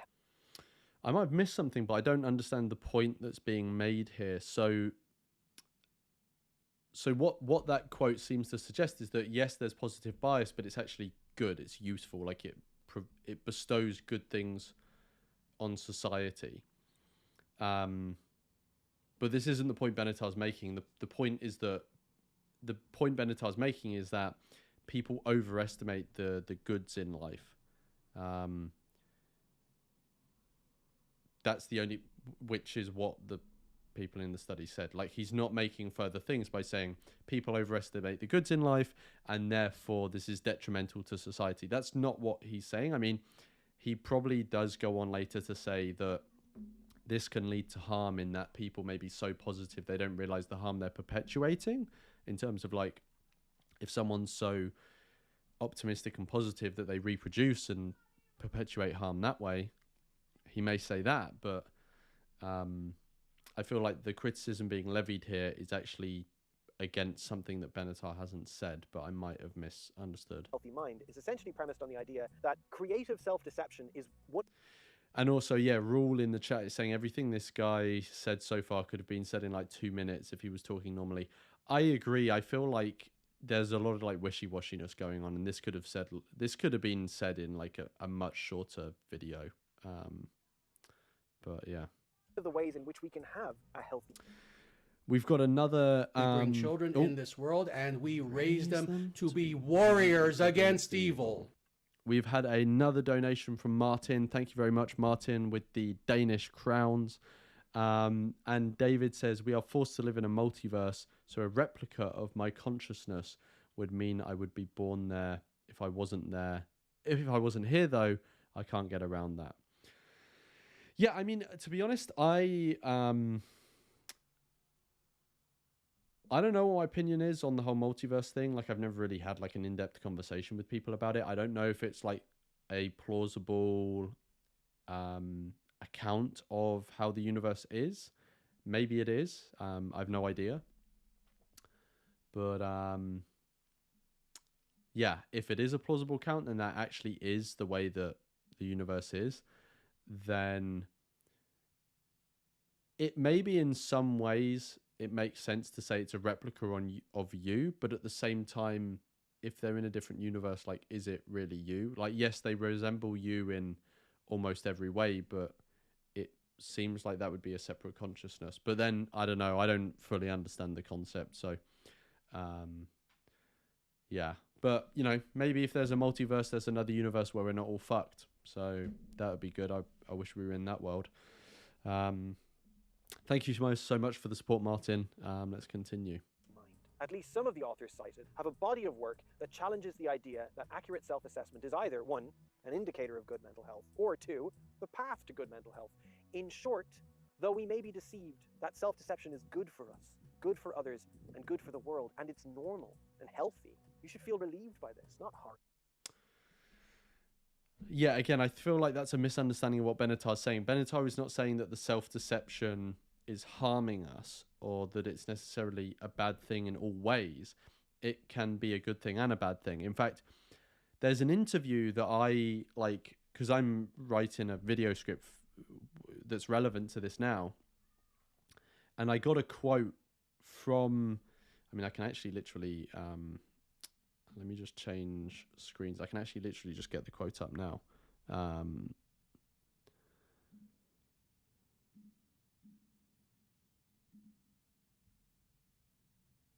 So, where is the quote? Here it is. So,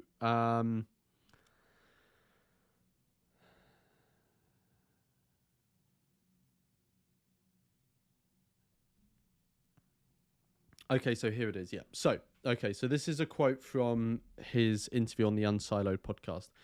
He says, so if we're speaking about an existing person and we move into the question you're asking, should we treat under-assessments and over-assessments of a person's quality of life in the same way? And my sense is that we shouldn't. So let's imagine someone's more chipper than they should be, as it were, given their objective condition. And I say should be in the sense that they're not tracking reality. Well, I don't think we should go and burst everyone's balloon. I don't think we should go and say you should be a lot more miserable and I'm going to make you a lot more miserable, because there's something cruel and unkind about that. And I want to say that people should be allowed a certain level of distraction and sometimes even delusion. So, yeah, like he's very clearly saying there, that to the individual, to existing people, there can be benefits to these distractions and delusions and cognitive biases. The point that's being made is not that like these things are evil. No, it's just like they make it such that the assessments we make about our own lives, especially when we're looking back, especially back in quite a far back in time, these are not like extremely reliable assessments. That's the point that's being made. I feel like this guy is adding on a load of assumptions there and then attacking the assumptions. Yeah. But, yeah, I don't know. Let's continue. If your sense of self is occasionally a little inflated, then that's normal and healthy. It's okay to like yourself, like the world, and let your brain cut you some slack like it wants to. What would Benatar, the ethicist, prefer we do exactly? But you know, it's worse than that. It's when he makes the fucking claim that Those with a more realistic view tend either to be depressed or have low self-esteem, or both. that we really run into trouble with this guy. And where a body of robust supporting work on the complexity of human psychology is more profoundly absent to back him up. In The Inevitability of Future Suffering, the Role of Depressive Predictive Certainty in Depression, 2 studies were conducted to show that depressed individuals make more pessimistic predictions about the future and do so with more certainty, but not with any more accuracy. According to Wentzloff and Grozier, in Depression and the Magnification of Failure, Depressed individuals minimize the importance of successes while magnifying the significance of failures. far from being more correct, depressed and anhedonic folk are only consistently more stubborn. Now, does that mean that it's actually cheerfulness and not misery that holds the real power of clairvoyance? No, of course not. From a social psychology perspective, neither bias should be considered as anything other than a deviation from a norm, which in turn only exists to make helpful evaluations for individuals and groups navigating their own mental health. That is, depression is not a superpower, and cheerfulness is not an illness. This is just a bad taxonomy of suffering that Benatar proposes. It's not one based in medicine, and it's increasingly not flowing inevitably from its own logic. This absolute suffering of Benatar's, with its objective asymmetry, without the need for an existent referent to experience that suffering, proved in a diagram that doesn't have a time element, amounts to an ontology of mean.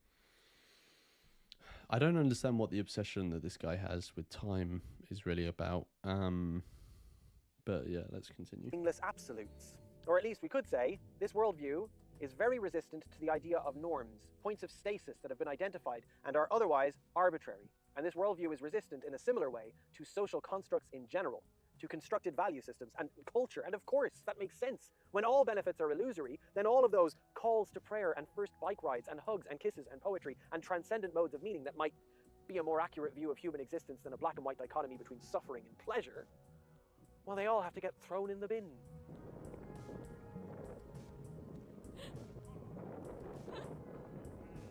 We have reached the last question I pinned.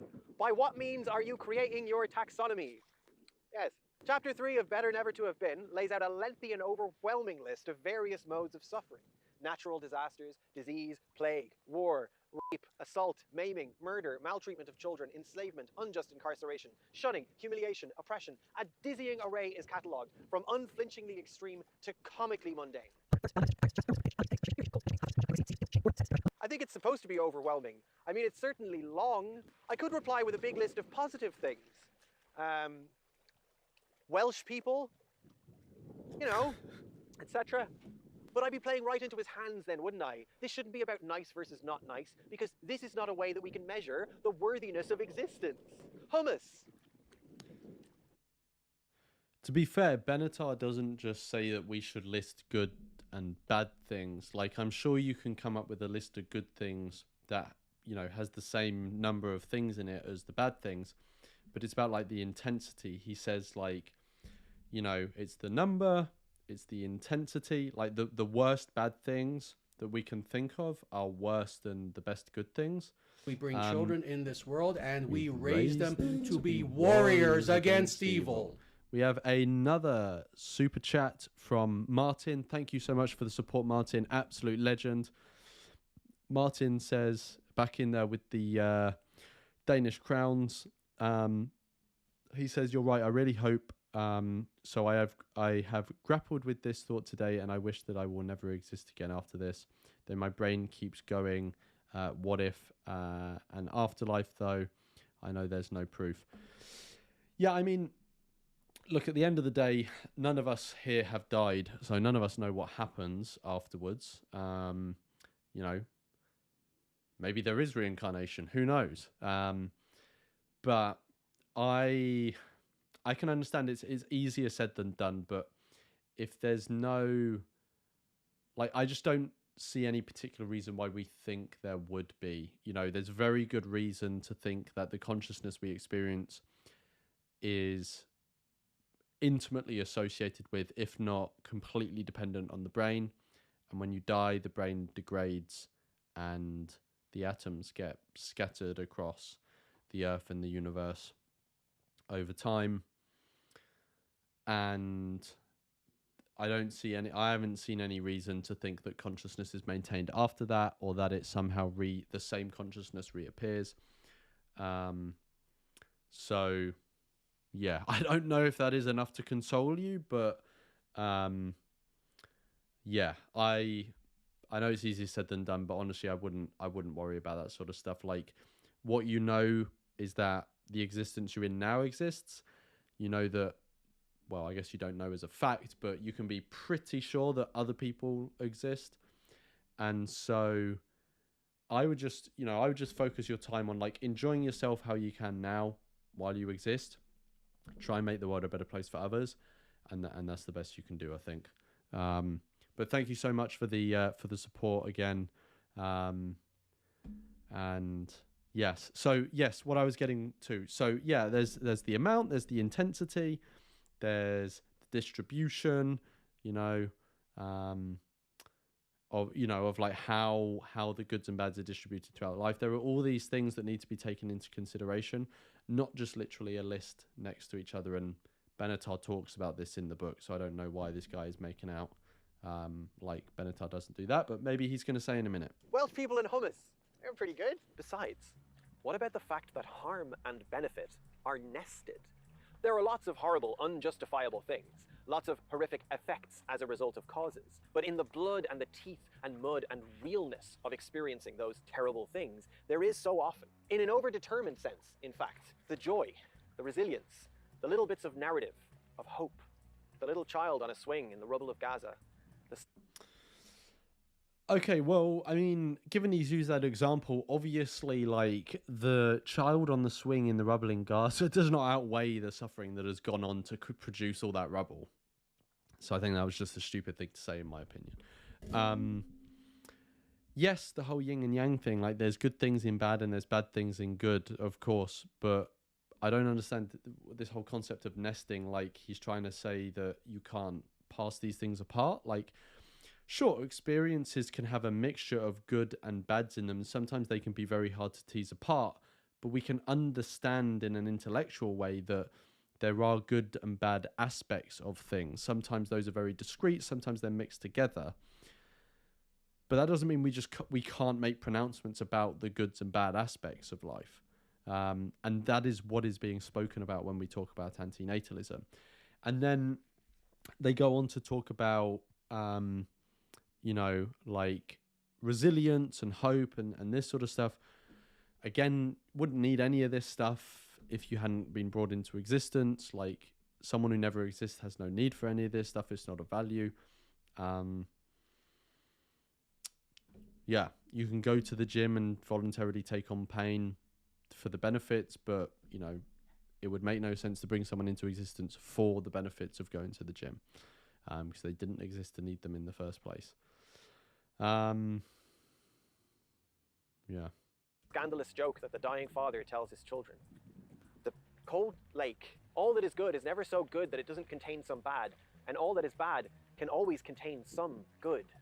Like, this whole, like, oh, there's good and bad stuff. Like, I'm not saying it's unfounded cope. Like, I do think it's true, but it comes across as cope to me.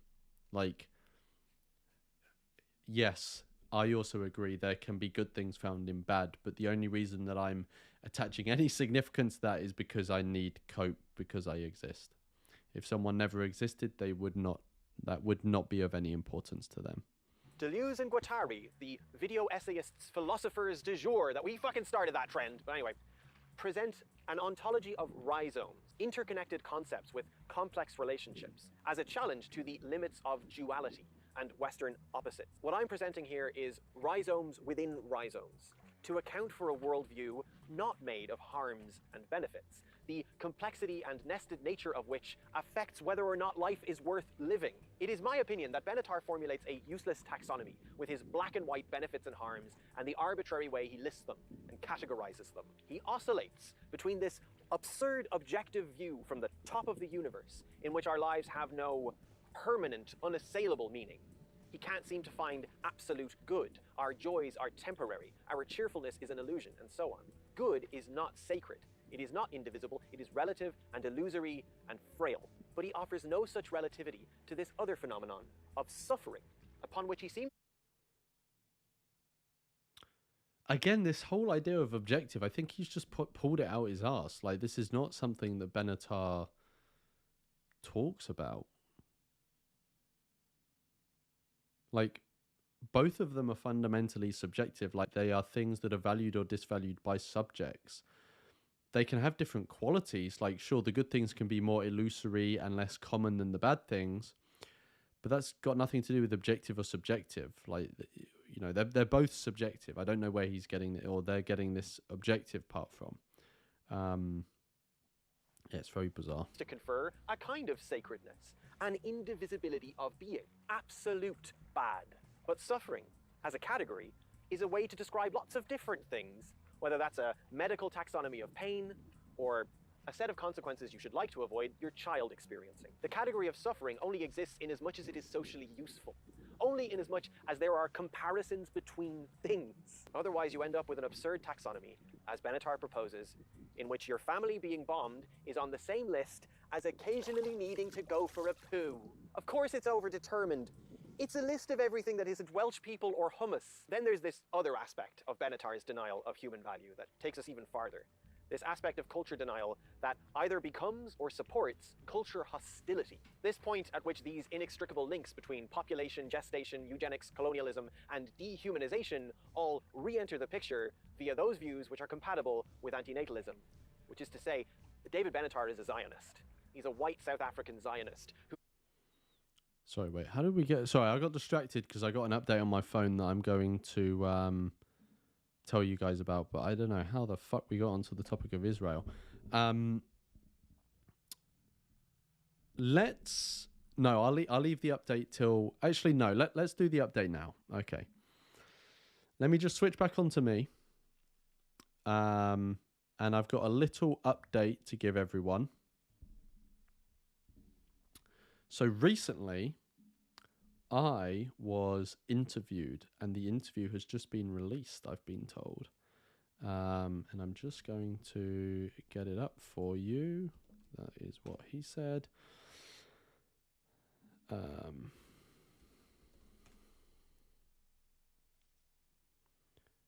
Here we go. Okay, right. Can you guys see that?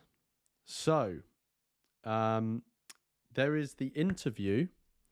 Sorry, there is the interview. There is the podcast called The Dissenter, and I am just checking. So, there's the podcast called The Dissenter, and I was interviewed by Ricardo, who runs The Dissenter. We bring children in this world, and we raise them to be warriors against evil. Thank you so much for the donation and the support. I am going to get to you very quickly, Omri. And actually, Omri, I don't think I've ever seen you message in the chat before. So welcome to the chat. So yeah, episode 1004 of The Dissenter. So Ricardo invited me on. We had a discussion. I enjoyed it a lot. And he has just emailed me and said it's out. So here it is. It is going to be posted on my channel as well, but it's going to be posted later in the month. Hello, everyone. Welcome to a new episode. But there it is. It's an hour and a half of antinatalist goodness. So give that a like. What I'll do is I will get the link and I will post it in the chat for you so you can go check that out after this stream. So that's something exciting that happened midstream. So that's a little, I was going to say behind the scenes exclusive, but it's not behind the scenes that that it's been made public. It's the opposite of behind the scenes. Cool.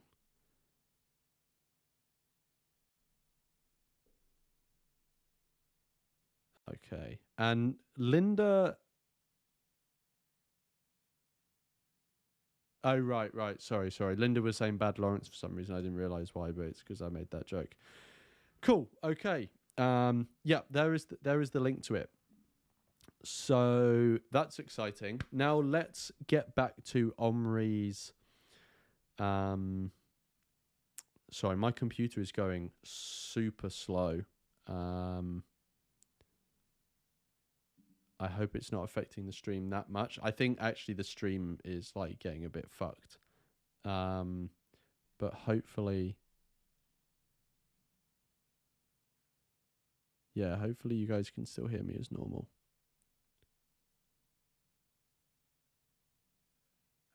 Yeah, I think you guys can still hear me as normal. So, okay. Yeah, apologies about like the quality of the stream. I think stuff is just overheating because I've been going so long. So Omri says, hope nobody here ever feel the dread of facing real consequences of war, especially when you don't mind the bigger picture and want to mind your own business. Hearing explosions on a daily basis is wild. So I'm assuming by that, Omri, you're located somewhere in the world. I don't know where you're located, but you're located somewhere in the world where there's like an active conflict going on. First of all, I want to say that's like super shit. So I'm so sorry you're in that situation. And like I know there are an increasing amount of people in that situation at the moment. which is fucking shit. Like, you know, this is one of the reasons people shouldn't be brought here. Yeah, I mean, I also hope other people aren't in that situation. Like, I don't think people realize, well, I'm sure many people do, but like a lot of the commentary I see people put out online, it comes across as if they're not fully appreciating like how bad conflict is, like how bad war is. And like, look, I don't even know accurately. I've never been to war. I've never been in a conflict zone. I'm not going to have an in-depth understanding of what war is like, but like, geez, some of the people out there seem to really not understand what it's like. But yeah, I empathize, Omri, and I hope you stay safe, and things take a turn for the better for you. But thank you so much for the donation and the support. Cool. Okay, let's I think we've only got like 5 to 7 minutes left of this section, and then we'll end it there. So let's finish this, and then everyone can go and watch the Dissenter interview that's just come out. Cool. Okay. Here we go. Sorry, my computer's being like super slow now. Hopefully this is going to come back soon.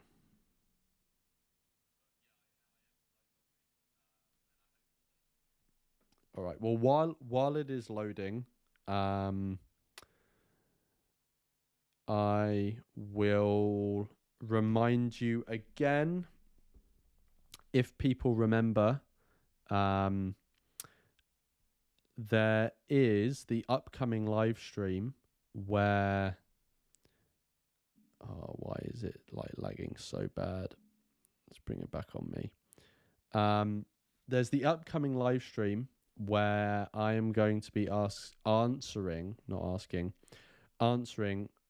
all your questions for the 5,000 subscriber live stream. So what I'm going to do is I'm going to post the link in the chat again where you can ask your questions.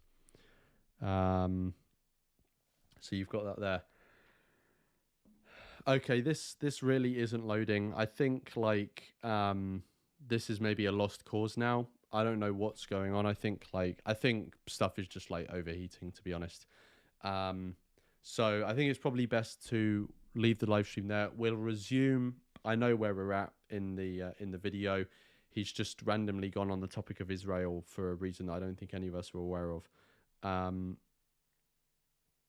But yes, so we'll leave it there.